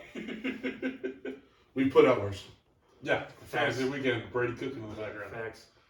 I'll keep this for now. Facts. All right. It's worth a shot. All It's right. worth a shot. All right, Cheers, guys. boys. Cheers. Cheers. Me.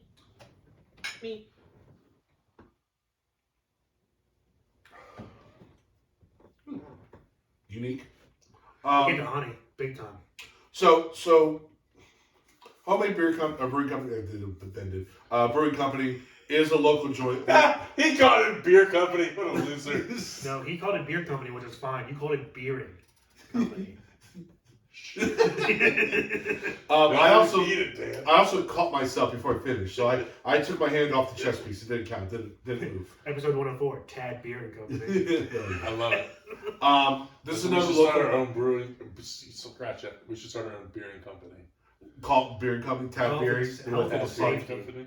Or a thing. What's that? I barely like to clean as it is now. I want to abide by the Health and Safety Administration. All right, let's get back on track. I don't want to eat any food. Yeah, Dan. Jeez. This is unique. It's fine. It's okay. The Honey's- can's honey's- funny with the astronaut writing it. The honey's too pronounced. Like it's too original. They need to have it like as like more sweetened honey because Yeah. the back end of honey is like a weird like unsweet bitterness that Yeah. I don't like. Also, I don't like how the can's kind of ghetto with the sticker. Yeah, I think that's just because of the I think the It's sticker just, sticker just got put on The wrong. sticker- They put the sticker on, on, so yeah. fuck this place. It's one can and one sticker. One for Let one. me check the other one. the I almost other one's fucked up. fine. Oh. No! That's Oh! uneven, and it's hanging See? off the bottom. Lord, See? guys! It's a super uneven sticker. Yeah. And it's hanging off the bottom right here. Fuck this plate. I knew Williamsport I don't sucks. know. There's at least whoever puts one of the stickers needs to stop. Probably a machine, right? I mean, No, that's not No, a machine. this is That's hand- human. But it's thing. like saying, That's human This is fuckery. human error right That's here. human well, error for maybe the sure. machine is calibrated wrong. I don't know. Yeah, If but that's it's- bad. That crease. If the machine is off, like if it's uncentered, that's This one's also on. on- That's still human error because that's on the guy Agreed. who's looking after it. Agreed. This is Come on, guys! Attention This to is detail. hands-on. What the fuck? Yeah. this. No, this sticker is homemade. Ah! It's done poorly. Very poorly. For sure. Especially for this average beer. If this was like That realization made this taste worse. it really did. Like if this was a better beer, I'd laugh at it, but it's a very average That beer, made this and then I taste kind of worse. mock it. Yeah. You know what I mean? So now I'm laughing at them instead of with them. exactly. No, it's exactly. like we did our fantasy draft and someone put like a decent pickup on the board, but they put the sticker crooked and they fucked up the whole The draft. first crooked Yes. one is Especially honestly. but here's Now the they're thing: getting ridiculed. if it's a bad pick too, it's even worse. Yeah. Like if you're picking like Russell Wilson, Kevin, and then you fuck it up. Yeah. And you're like, okay, Like, this is maybe bad. there's a chance, and then it's like, nah. No, you fucked up. Russell Wilson over. But if you put like Oh, Mahomes Justin kind of Herbert. crooked, you go, all right, whatever, you slipped up. Yeah. But you still Mahomes, who cares? But now you have this Russell Wilson bad beer. Went from to average to bad Yeah. in like a 2-minute span. Yeah. That's That not realization did make it taste worse. I ain't gonna front. So okay, well here's what I'll say. If I'm being fair and honest, it's refreshing. It's smooth. It's very light. It's very light, especially with it being 5%. You expect it to be light. It does have a unique flavor to it. It does. So It's it the has. raw- It's a little It's distinguished. the raw honey Yeah. because you get the honey taste, but like with honey, that like there's like a weird aftertaste with honey where it's like unsweet bitterness or unsweet. Yeah, I get a little sweetness, but then you're right, it just kind of goes away. But that's like what honey tastes like, though. If you don't get like the sweetened honey, if you get like regular, unsweet, just regular honey, it kind of has that weird, that like after funk taste. After funk would be a nice, cool anime name, like an anime title. After Funk After funk. or just a band. It's a name? band name, yeah. Yeah.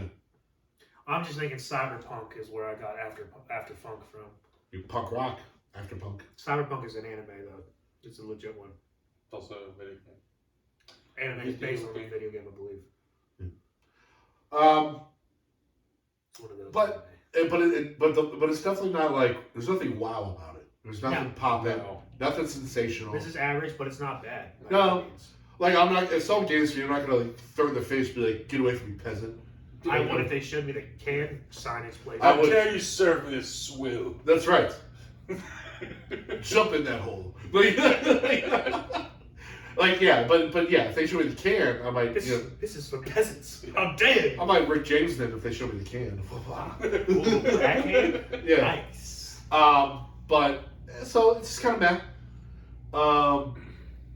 It's funny, like I don't have anything else to say about it because it's just kind of meh. I know craft beers need to do it. It checks off some boxes. I know craft beers. Bud Light. I know It craft is better beers than need Bud to do this, but like I don't really like when craft beers make light beers. Like just it's gonna be Bud Light. Well, because that's right. Because like, if I want this, I can just get a Bud Light for probably 3/4 of the price, Correct. and I'll be just as satisfied. So, all right, let's do some scores. Yeah, just very meh. Not spectacular, not bad, but definitely not like noteworthy. Definitely. I'm gonna forget about this the second we're done recording. Facts. This is definitely better than Spongy though. Definitely better than Spongy. Still fun. I'm gonna go. Here's side tangent. So with the J, my stupid brain, I just keep thinking it's like an upside down R, and I don't know, like, why is the I R? see upside that down? with the leaf With the being leaf the. down. So why is this R upside down? Bad stickering. With the stick, yeah, I get it. I'm putting up with your. All right, I'm gonna go 6.5. Ooh. You know what I mean? Like, it's just kind of bad. Yeah. Yeah. I'm at 6.2. Okay. Oh. Sorry, Williamsport. You suck. No. Hoping- Kushwa's there. They don't suck. Hoping Your there's side more of the from the town Boston crew. sucks. We also have to realize Kushwell also makes the 4 NBA sours that Kev brought. Okay, well, that sounds cool. Yeah. Kushwell reigns supreme in Williamsport currently. Yeah, but you're rating for the homemade bunches? What'd you give it? 6.2? 6.2. I'm actually going 6.8. Hey, I like this. If the stickers were properly placed, I'd probably have it as a 7. Oh, I forgot about the stickers. 4. If the stickers were even or unbunched, ooh, it's bunched because it's bunches. It is bunches. So they bunched up the sticker. bunches. Let's go. All right, well, we need the beer now because Yeah. All right. Well, Third lucky beer, for us, man. it's right here. Also brewed by HoMaide Beering. HoMaide Brewing Company. Glad you got through that. Yeah, me too. That was a rough one. Jesus. It's the delicious Boston Cream Ale. I can't read off letters slowly. I mean, that was so slow. I don't know. It sounded like you were struggling so much with it. Put the emphasis on each one so I didn't accidentally say beering. So you didn't actively say beering. That's the funniest shit you said. we should do a daily show. Yeah, we could, once we get paid, I'm totally down. Yeah. Or at least three episodes a week. We definitely like have Monday, content. Wednesday, We Friday. definitely have enough content. If my fucking shit ass laptop would work, I would have been able to release this on Tuesday. Do you guys want any more? Yeah. I gotta So go. we need to get the new one. Bro. I need it, so I looked it up and I need to get like a $2,500 laptop. All right, so this is what, Boston Cream Ale? Is that the gist Yeah, of it? so this is Boston Cream Ale, delicious Boston Cream Ale. Cream Ale with Crumps, Boston Cream Donuts. That's fucking awesome. Cocoa nibs, lactose, and vanilla bean. Oh, it's got the lactose. Cocoa in It smells good. I'll So tell you that. this is gonna be creamy and it. delicious. Stuck my whole nose in it. I would have to smell it just nostrils Oh straight my to the god, glass. this It smells smells good. just like a Boston Cream. It smells good. Okay.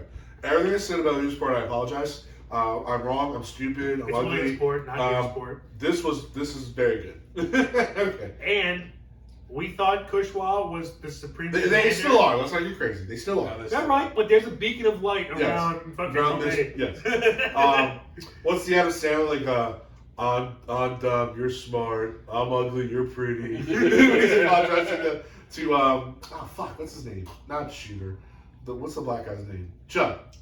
Chubbs. Oh, yeah, Chubb. Yeah. When he's apologizing to Chubbs. Apollo Creed. Apollo Creed. Foreshadowing. Yeah.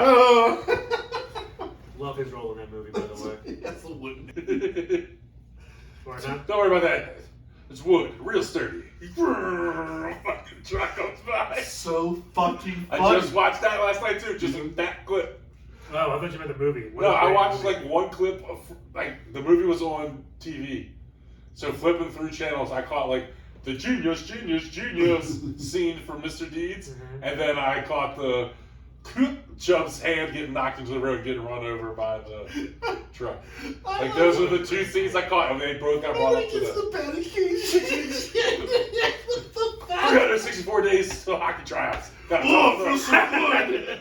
Then the kid comes in. Oh, fucking dropped.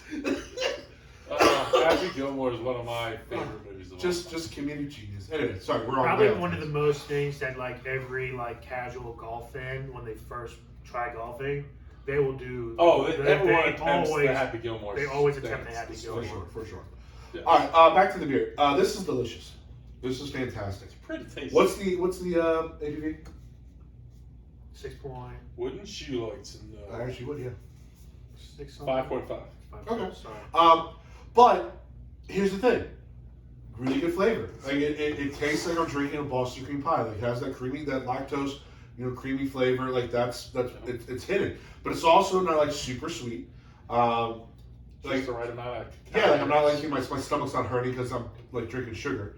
It This tastes is exactly delightful. like the donut. Yeah. But you get that.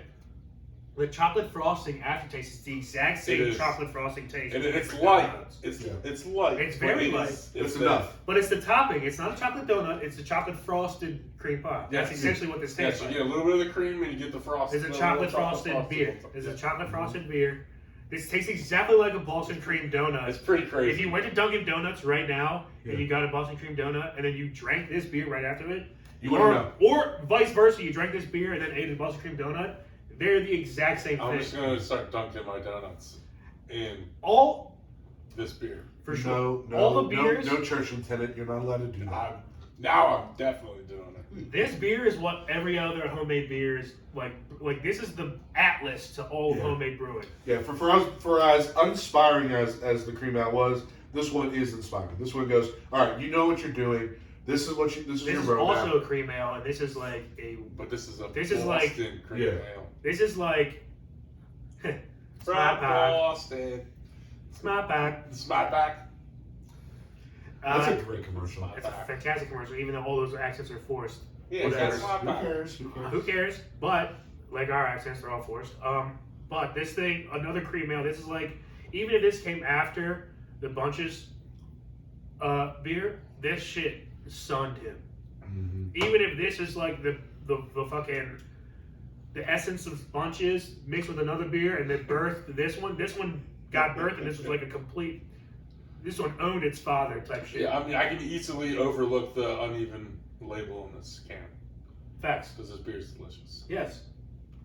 This is The tasty. the only way that you get over the fact that the Bunches sign is bunched up and the Boston Cream sign is offline is that this is like a fucking. I'm drinking a donut. I think the order worked out pretty well because we got the really good patriarchy beer, and then we got the palate cleanser with the honey cream ale, and then we got the fucking hot Boston fire cream at the end. No, I think we did it right. Now Hot fire. I was skeptical because I would have liked to end with the stout, Agreed. but this worked out. But okay. I think this is pretty tasty. This is good. It's pretty tasty.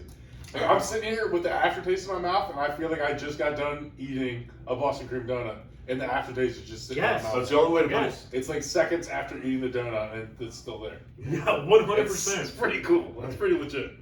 They've got that like whatever. Even if it's artificial, like they've nailed that. Yeah. And trust us, we know what's like that cream in our mouth. So, I mean, I've eaten 1,000 Boston cream donuts before in my life. that cream, sorry. Also, jizz. Also, dicks. Also, jeez, Dan. I mean, Also, dicks. you saw Van Wilder, didn't you? It's so funny.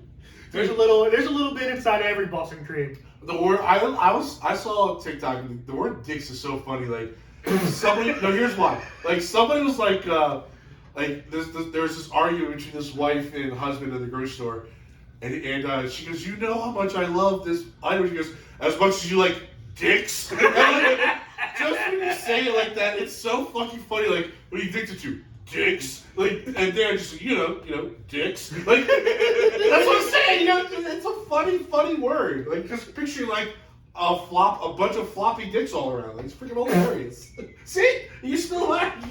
It's like farts and farting. dicks are I was just saying. I just said Farts that. and dicks are funny. That's what I'm just saying. said that. They're First fucking time funny. on video. Ooh. Oh yeah, good for you. Hey, guys. you're not involved. You wouldn't get it. Okay. No, I get it. You know I'm not involved. Do you though? You wouldn't get it. You literally wouldn't get seen it. the handshake probably a million Keep times. your farting dick on that side. I'll keep my farting dick. You guys keep your handshake. Dick's way better than your handshake. No, it's just dicks in your hand. Like, Clipping that. That's our poster. Dicks are way better than your handshake.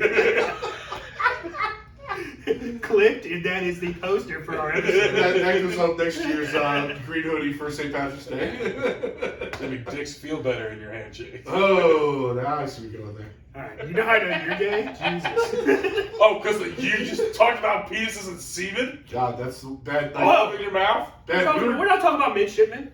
Hold What are on. you talking about? We were joking, Ben. You took it seriously. Oh, we were joking? No, we were joking. What were you doing? Jesus. Jeez. Oh, yikes. Oops. I love that. Yeah, that is good. Better adjust my Facebook status. Y'all are gonna find out when the YouTube video comes out. You've been a dyke your whole life, so what's the difference?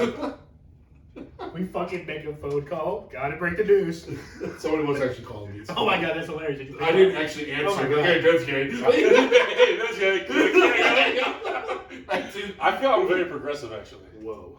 That would have been hilarious. If that actually happened. Yeah, the guy called me. You can cut out his name between. Like, what the fuck? Well, The Rock was calling you? Basically. Like, he's been a male dyke since 1980. My boy Dwayne? Wait, which one of you pretends to be friends with The Rock? Is he? That's Dwayne. That's my boy. Yeah, that's right. That's not The Rock. It's Dwayne. T Wayne. D-Wayne. Do you guys? I think I sent you the TikTok where it says like my brother. I had my brother pick out my twins' names, and I woke up from after they were born. And, hey, what'd you name the girl? Denise. And she's okay. Well, that's actually that's good. What'd you name the son? The nephew. That's one of my favorite dad jokes of all time. Yeah, yeah, like because she goes, I fucking hate you. Woo! All right, tangent upon tangent upon tangent. All right, enough. really need to stop dicking around. Oh, I see what you did there. All right, let's do some scores. Yeah, Tyler, hop back on it. That dick. Yikes. All right. Jeez, it's so funny every time. I always used to crack up when Josh and John would go crazy. So this shit that just makes me laugh so much. The stuff they would do. I was just telling stories about them the other day. So funny. So funny. All right. Continue. Scores. Still eight. This is going to do pretty well. I enjoy this a lot. I'm going to go 8.2. She's a little lower than I thought you'd go.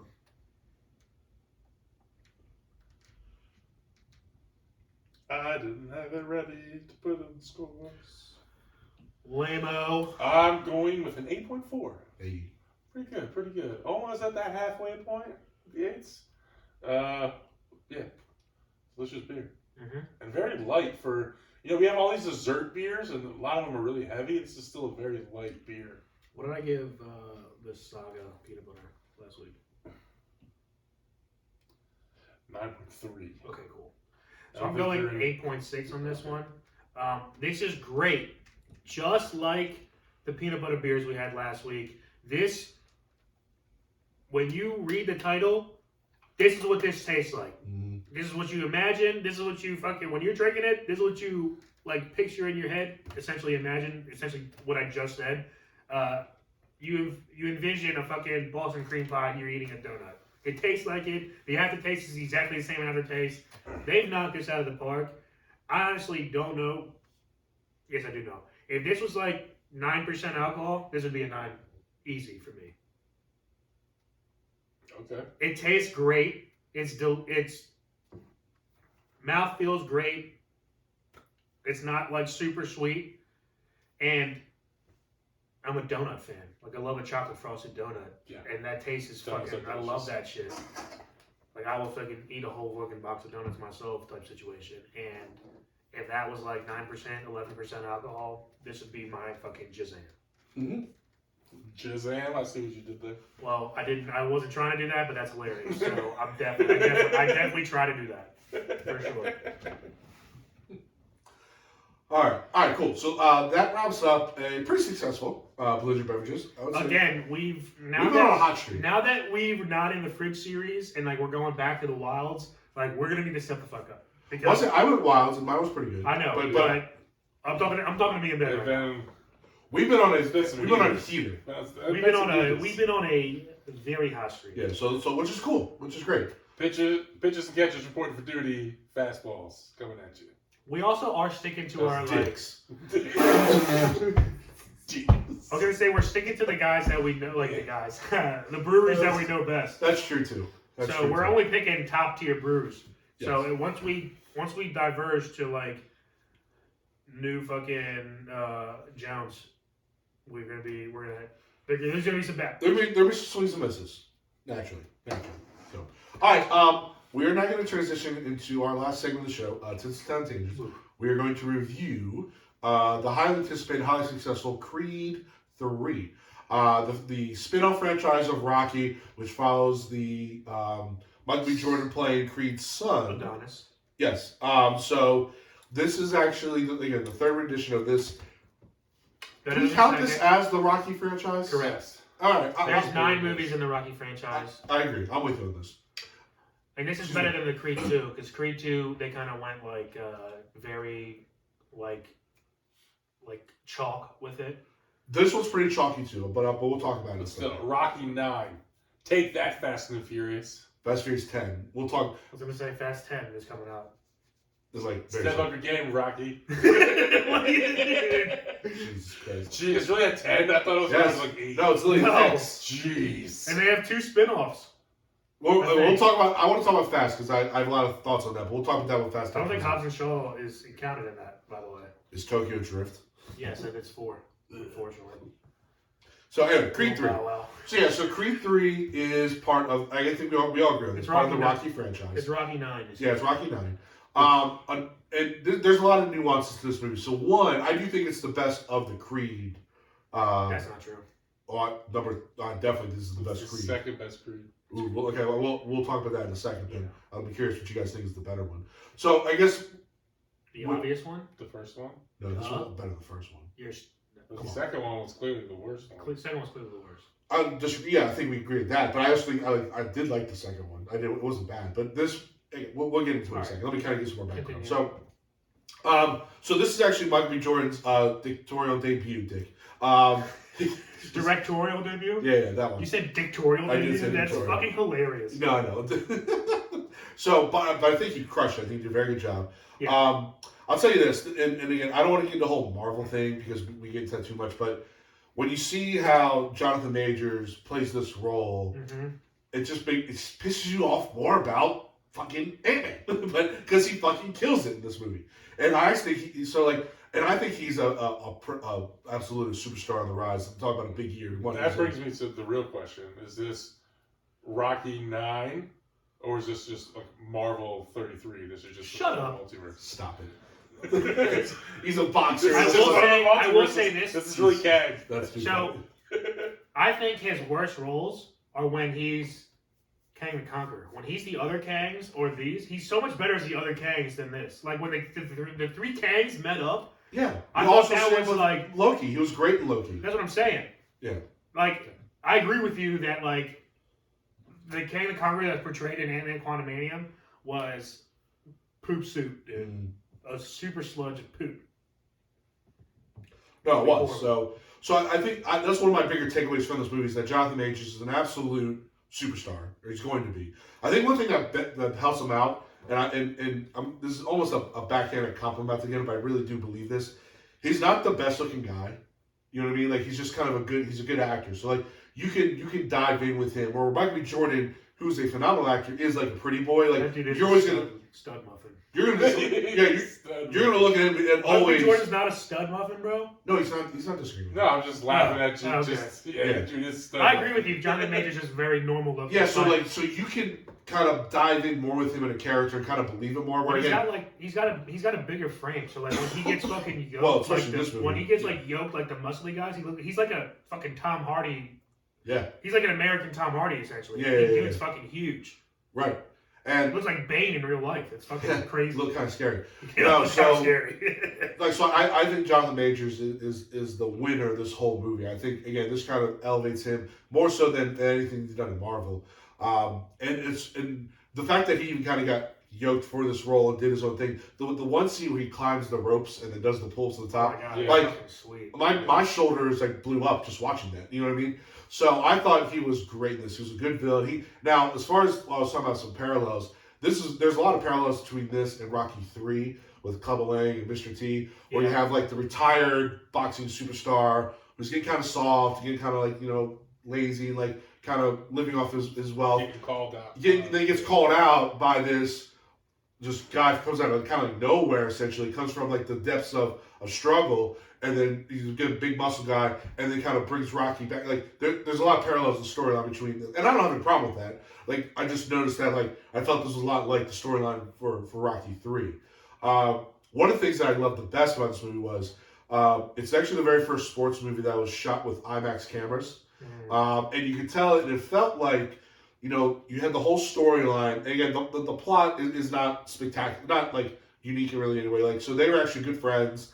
Jonathan Major's character got caught up in some illegal stuff, got put away in jail, eventually got out, and then feels like he should have been the big boxing prodigy. Was watching Michael B. Jordan relive his life. Got caught up in the drama that Michael B. Jordan's character started. Right. So this is the same storyline where it's like your friend was the guy in that particular genre and then covered for your ass when you did something stupid, and then you made it in that genre, and now he's coming back, and he's coming back in the woodwork some 20 decades later. Mm-hmm. Like, this story's been told multiple times, and there's, like, I can think of examples in my mind, but I can't bring them to name right now, but this story has been told hundreds of times. Not even, like, pigeonholing so much like going to jail for it, but just watching another character live the life that you were destined to have, and they've ascended to the top, when you go, that should have been me. Correct. Like, like you said, we see that through, like, a million different storylines where, like, somebody felt outed and they didn't reach the claim, the fortune, the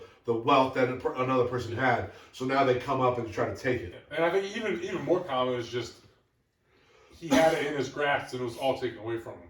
It adds to it the fact that his best friend is another layer for sure. Becomes the champion. Because that's the more common thing is you see someone who it gets taken away from him the fight back together. So I actually do love that story. To be the person you know, oh yeah, it's a good story. I love that story. It's a good one. I love that story. So what really got me like hooked and really buying and loving the movie, and again made me think this is the best of the creeds.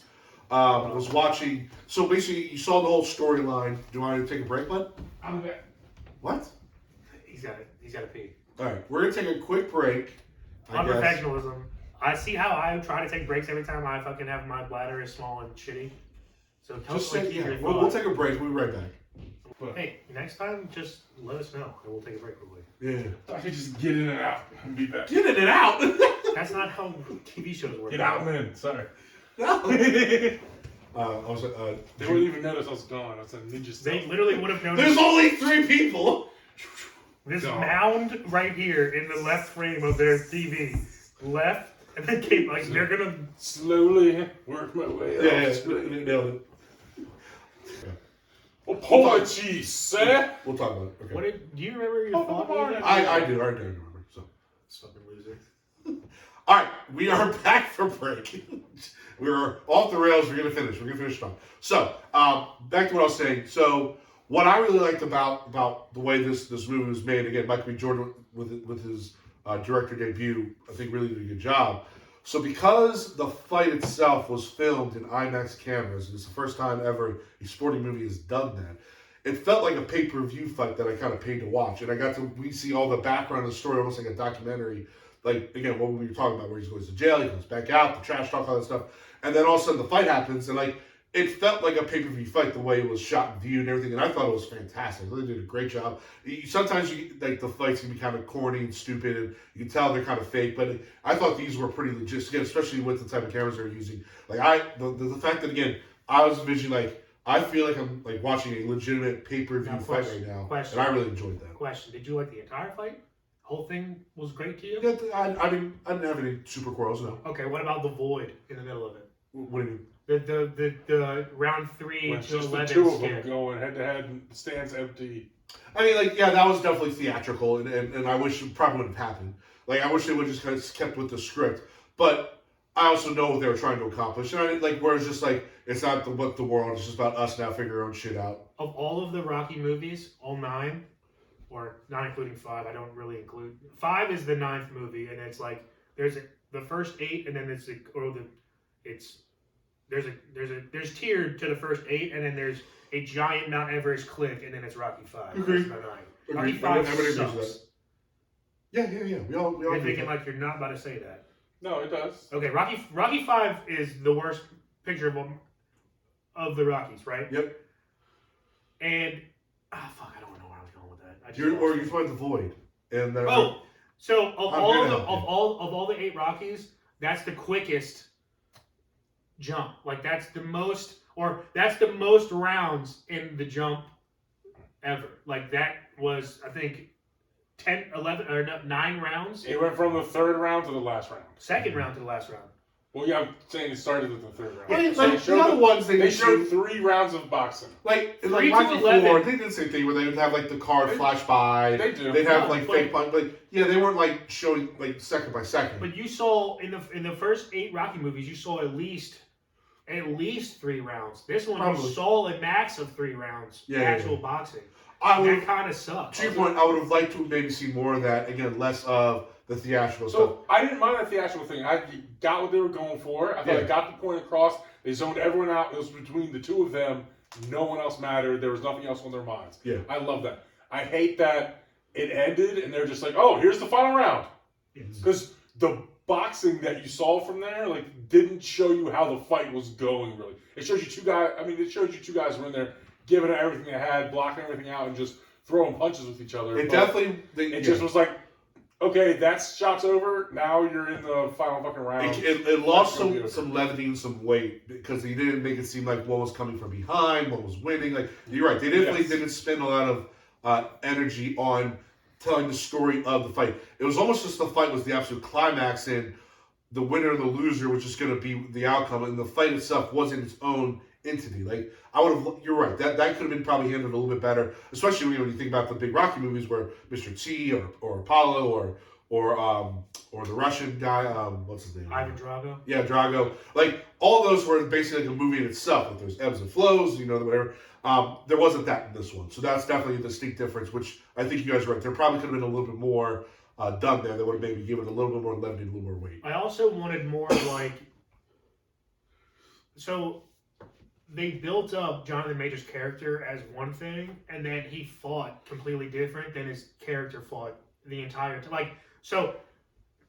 To go back to the Void talk, like I can see why they did it and had the least amount of like boxing in the final scene, because in Creed 3 overall they had a ton of boxing overall, like a ton of boxing fights, not separate from like the training. They had a ton of just boxing fights in general, but they I just wish that they built Jonathan Majors up to be like a pseudo dirty-ish fighter, and I wish he would have tried to do more dirty things and like had Adonis counteract that as sort of like, oh, I know what you're about to do. You think you know what I'm gonna do. I know what you're gonna do. I'm the mastermind of this boxing shit. I'm the champion. You just got out of prison. You've had 3 fights. I'm the real deal Holyfield. I got fucking 10 fights under my belt. I know what the fuck I'm doing. I'm the mastermind behind this. I can counteract your dirtiness and counteract that, because that's how he fought every other fight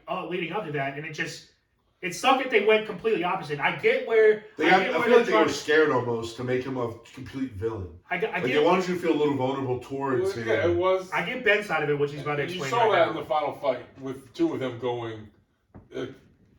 He didn't want to be as dirty. This was like one he wanted to earn. Yeah. This is the one he had to fight straight up. But I hate because they build up through the whole movie and they bring it up multiple times when they're fighting and they're going through training and stuff, and they say checkmate. Like, that's another thing. How do you not add that in the final fight? I'm thinking that I'm sorry, I just blanked on his name. Jonathan Major's character. Major's character is Damien. That he says like checkmate to him in the final round, and Michael B. Jordan finds a way. Creed finds a way around that checkmate, and then he comes up with a different move. Because Ben, you can't come around a checkmate. Checkmate's over. But you can call checkmate. You know what I'm saying? Or they make it check through the whole movie. Or they make it check through the whole movie and then do something like that with last fight. But it's just like the final fight. Yeah. To not have that. They missed an opportunity there for kind of like a climactic line, punchline, finish. Especially because like I'm kind of right there with you, to where like throughout the entire movie I'm like, oh, this is probably like better than Creed 1. Then we get to the last fight and it's like just fast forwarded almost, and it's just kind of it was just kind of underwhelming to me. Despite the missed opportunities that we laid out in the final fight, I still think it was better, just because I was still bought into, and I got sucked in maybe to the way it was shot, the IMAX cameras. That for me kind of put it over the top because it was so unique and interesting. And I was in. Like I was like, ooh, who's gonna win this fight? Like I was legitimately excited, like I would be for a normal boxing match. Sure. So I guess for me, it's still kind of stuck with me, but I totally understand exactly what you guys are talking about. Where just again more missed opportunities, more than I don't know, maybe it's the same thing versus a flaw, but there was definitely growth there and maybe this is just again being a rookie director, you kind of don't hammer these things out right away. So Also, I know it would have made for not as good of a movie and been more terrible, or been not more terrible. I was going to say more terrible. But when you find out that the dude who broke Drago's hand was cellmates with Jonathan Majors, I just would have taken him to court and fucking stripped the title from him. Never had to fight him. Shout out to you, by the way, because I would have just fucking stripped the title from him, connected them together. Did collusion. you connect those dots when it happened? No, I did not. He fucking, as soon as it happened, he turned to me and was like, "Yo, that's fucking Dan's friend. That was one of Dan's Dan's friends. Yeah, as soon as his hand got broken, it was obvious it was something up with that. He came to that party. He told his friend to come to that I party. was just like, I didn't see that. I was just like, okay, dude. And then 10 minutes later, or whatever, he finds out, I was just like, son of a bitch. And I hate doing that, by the way. I hate giving you props. That shit sucks so much. That's what makes it so much sweeter when you It do sucks. props. Fuck, the dyke was right. Son of a bitch. Dicks. Not anti, actually. But let's give some scores because Well, I'll get after that, one quick we're little gonna nugget before scores. we're gonna get into our hilarious conversation. And I am a Michael B. Jordan fan. Who is it at this point, honestly? Well, I have my rankings, which will not please anybody in this room. So That's fine. So let's do a quick. I got one last kind of quick nugget. So obviously, Sylvester Stallone is not in this movie. Okay, the Rocky. So there's actually a reason why it's, and he actually had philosophical disagreements with the plot and the storyline. He thought it was a little too dark, a little too heavy. The whole Creed series. He actually thought it was supposed to be a little bit more like good guy wins and everybody's kind of happy. Where Creed was, and again in his mind, was just a little more darker than he anticipated or wanted it to be. I kind of feel like it's more real life, though. Well, it maybe, but again, especially because it's coming off of his franchise, Rocky. You know what I mean? So he actually literally said, "I don't want to really be involved in the project anymore." He stepped out because of that. So again, that's kind of a quick little nugget. He also did needed to be said. 3 other projects since then, though. Tulsa King, Sumerian. Yeah. Well, in fact, because he got an Academy Award nomination for Creed 1 as Best Supporting Actor. Yeah. So he obviously knows that character. Obviously, he's played that character for 30 years. I will say Creed's done a good job of bringing the parts from the original Rockies and building off of Apollo's story for Adonis and building off of all that. Yeah, it's still Creed's life. Yes, there's in this universe. They've done a really good job. I like that it's all in the same universe. I think that's cool. Yeah. All right, let's do some scores. I think it sounds like I'm probably gonna have the highest score. But I really like this movie a lot. There's a few things that could have been more to enhance it to make it even spectacular. But all in all, I really enjoyed the movie. I'm always been a Michael B. Jordan fan, but I do think this really put Jonathan Majors even another step on the map. For sure. I think he's now kind of a budding superstar. He's not just in that Marvel superhero. He's now his own thing. Yes, correct. I'm now excited to see kind of him do his own projects now, not with a Michael B. Jordan, not with an Ant-Man, just do his own thing now. Demolition Game, where he was on, that's a good ass fucking. It is. But I want him as a blockbuster. Correct. You know what I mean? His own block. Whatever storyline it is, it can be whatever. Straight to streaming is not what I want. I want a box office movie with him leading. I want a big old butter beat off bag of popcorn and watch him do something. I actually wouldn't mind a rom-com because I've listened to a couple of interviews and him and Michael B. Jordan were just riffing on each other back and forth as like joking wise. Uh-huh. I think him pairing with a comedian in a rom-com would be kind of funny. He's not that old, but he looks old. Not really. Yeah, he does. What do you mean? He definitely doesn't look. He looks like he's around the same age as Michael B. Jordan.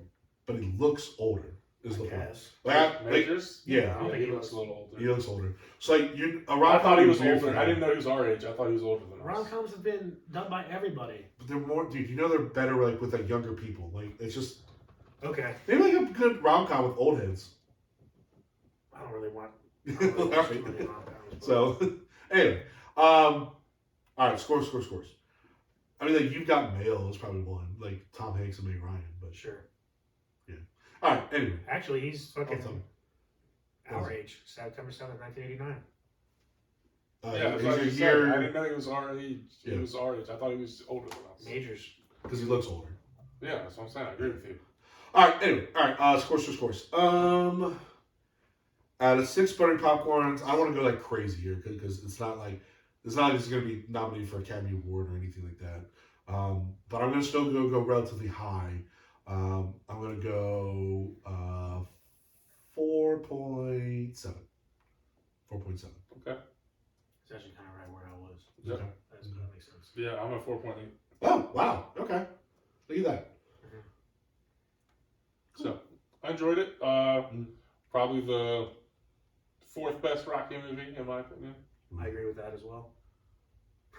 our top 3. Our top 3 are so so different different. order, but we agree. Actually, no. Are we listing all 9? No. I I go did. top 3. I did because mine are not anywhere near any of yours. Yeah, I'll put this at 4, and then I'll list my top 3. Okay. All right. Here we go. All right. Well, let's get Dan's score Dan, your first. score? I'm going 4.8 as well, Tyler. Well, that was Ben's score, but yeah. Sorry. Ben. Wow, I had the lowest score. I thought I liked it the most, and I gave the lowest score. That's funny. I think it's a great movie. I think up until the very end is when I have the critiques for it. I got you. Like the very last fight is the only thing I have critiques for. Okay. But like the entire movie leading up to it was fucking dope. Yeah, no, I was entertained to the whole movie. I enjoyed it. Cool. All right, well, let's quickly do then our rankings. Dan, since I'm kind of curious about yours, so I want you to go first. Okay. Let's just your top 3. Just your top 3. Or do you want to like top 5? What do you want to do? I'll do my top 4 because Top we 4? just mentioned Okay. top So, 4 was It's top 4 Mount Rushmore. Okay. this is top. The only reason is because this is top 4, and Okay. it's because it's Creed 1, Rocky 1, and then Rocky Balboa, and then Rocky 3. Or then no, Rocky Balboa, and then Creed 3. All right, hold on. So start over. What is it? Creed 1 is Is better than the Rocky number 1. one of the whole. Jeez. Creed 1 is the best movie in the Rocky 9 series. All right, go ahead. Continue. First off, Rocky 1 through 5, Sly sucks at acting. He cannot act. He literally Infamously- he won the Academy Award for Best Picture. I don't give a fuck. What do you mean you don't give a fuck? That's such a The big Oscars deal. have Okay. snubbed so many people. How many? All right, Okay. I need you to get your other ones first. No. I Okay. want you to look up, according to Academy Awards, how many did Goodfellas win, which is notoriously one of the best films of all time. Director, Best Actor, and Best Picture all got snubbed for the fucking Oscars. They're at least nominated, right? I can't even guarantee that.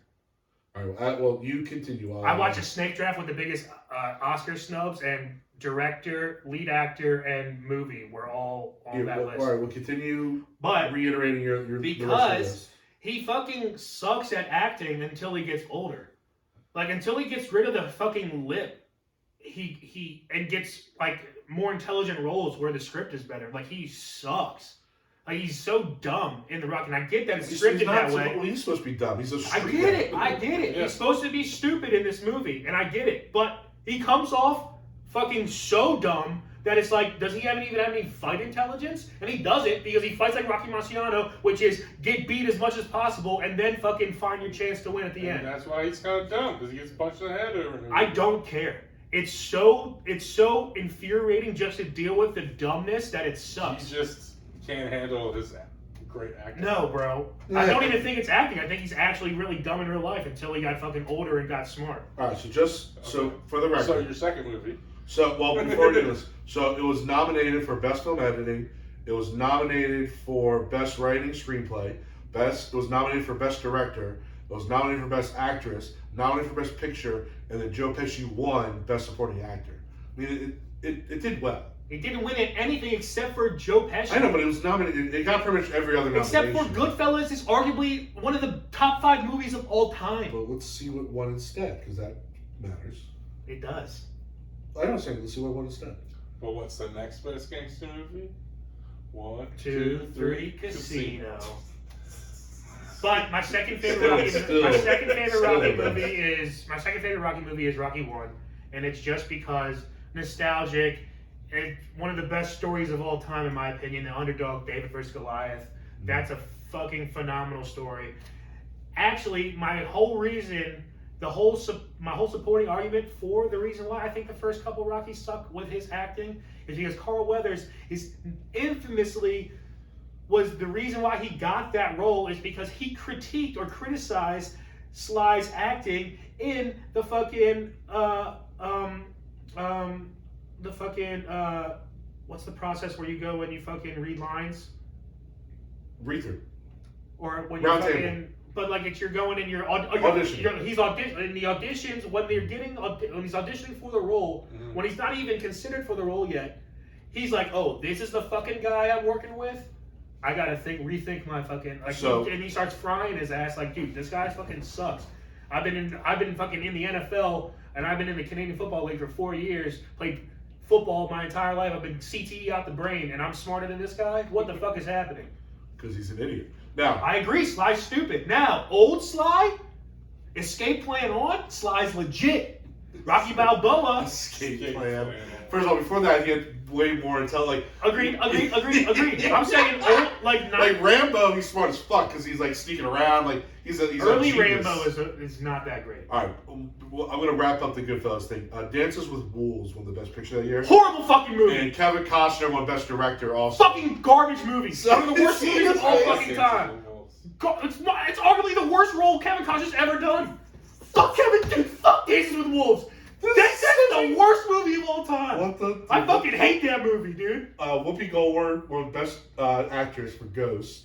What movie? Ghost. Goodfellas is 40 years old and still reigning supreme. Dude, that shit is so. You're so funny right now. I hate Dances with Wolves. Kevin Costner needs to stick. Actually, so Robert De Niro actually was nominated for a different movie that year. He wasn't even nominated for Horrible. Goodfellas. He was nominated for Awakenings for actor in the leading role. Jeremy Irons. Really good movie, by the way. Phenomenal movie.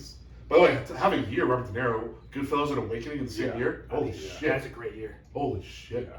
All right, so I just watched that. So that's Dan's. We were doing our crazy Robin list. Williams list and everything. I watched Awakening. Who did you? Oh, yeah, that's good. And Rocky Balboa, the 6th Rocky movie, is arguably the second best Rocky movie in the Bless you. Thank you. Okay, your list is. Rocky Balboa is good. If you didn't watch that movie or you just throwing it off because Where you going, Rocky Tyler? 6, you're crazy. Rocky Balboa is a great movie. I feel really confident and strong about my list. Rocky sucks. 4 is my number 1. Boo, dude!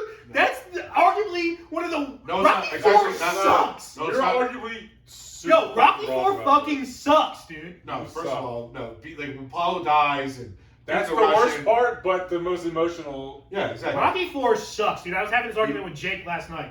Rocky 4 The sucks. fact that dude. Jake's on my side makes me feel pretty good about this, but Well, Jake's an idiot. I told him that last night to his face. John, Rocky 4 fucking sucks. I think Now, everyone it's knows better no than reason to say it's sucks. better than Clubber Lang, Rocky 3. Now, Well, yeah. Rocky 3 is my number 2. That's crazy. Okay, Rocky 1's my number. Sorry, Rocky 3 is my number 3. Rocky 1's my 1. So I go 4, 1, 3 as my top 3 Rocky movies. Creed 3 is my number 4. You messed up 3. That's crazy. So No. So I go No. 1. Rocky that's 1 fine. Best picture is 1. Rocky 4. No. Yes. Yes. Rocky 4 Yes. 2. sucks. Creed 1 is 3. Creed 3 is 4. You don't have Rocky 3 up there. Rocky 3 is so good. Clever Line's not my favorite one. Fair enough.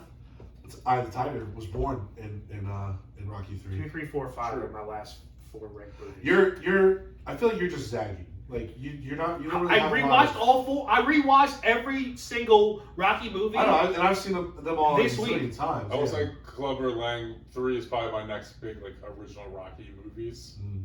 It's probably. We agree that 5 is the worst. I think we all agree on that. I think Yeah, everyone in Billy Gunn? humanity thinks. Yeah. Yeah. Don't even quote it just because. And even number 2 is kind of. I don't like 2 either. It's It's just okay. okay. He wins it, but it's. Yeah. I just don't like the It's lazy. okay. I don't like. He wins it. I don't like 3 because it's lazy Rocky at the beginning. Well, that's kind of what this storyline is in Creed 3. It's the same storyline. That's what I was laying out earlier. But You know what I mean? Like, I'm saying, well, the reason but it's why unique, and I I like think that. the aspect reason of why it. the Creeds are better than the Rockies, in my opinion, is because the fight choreography is so much better. Agreed.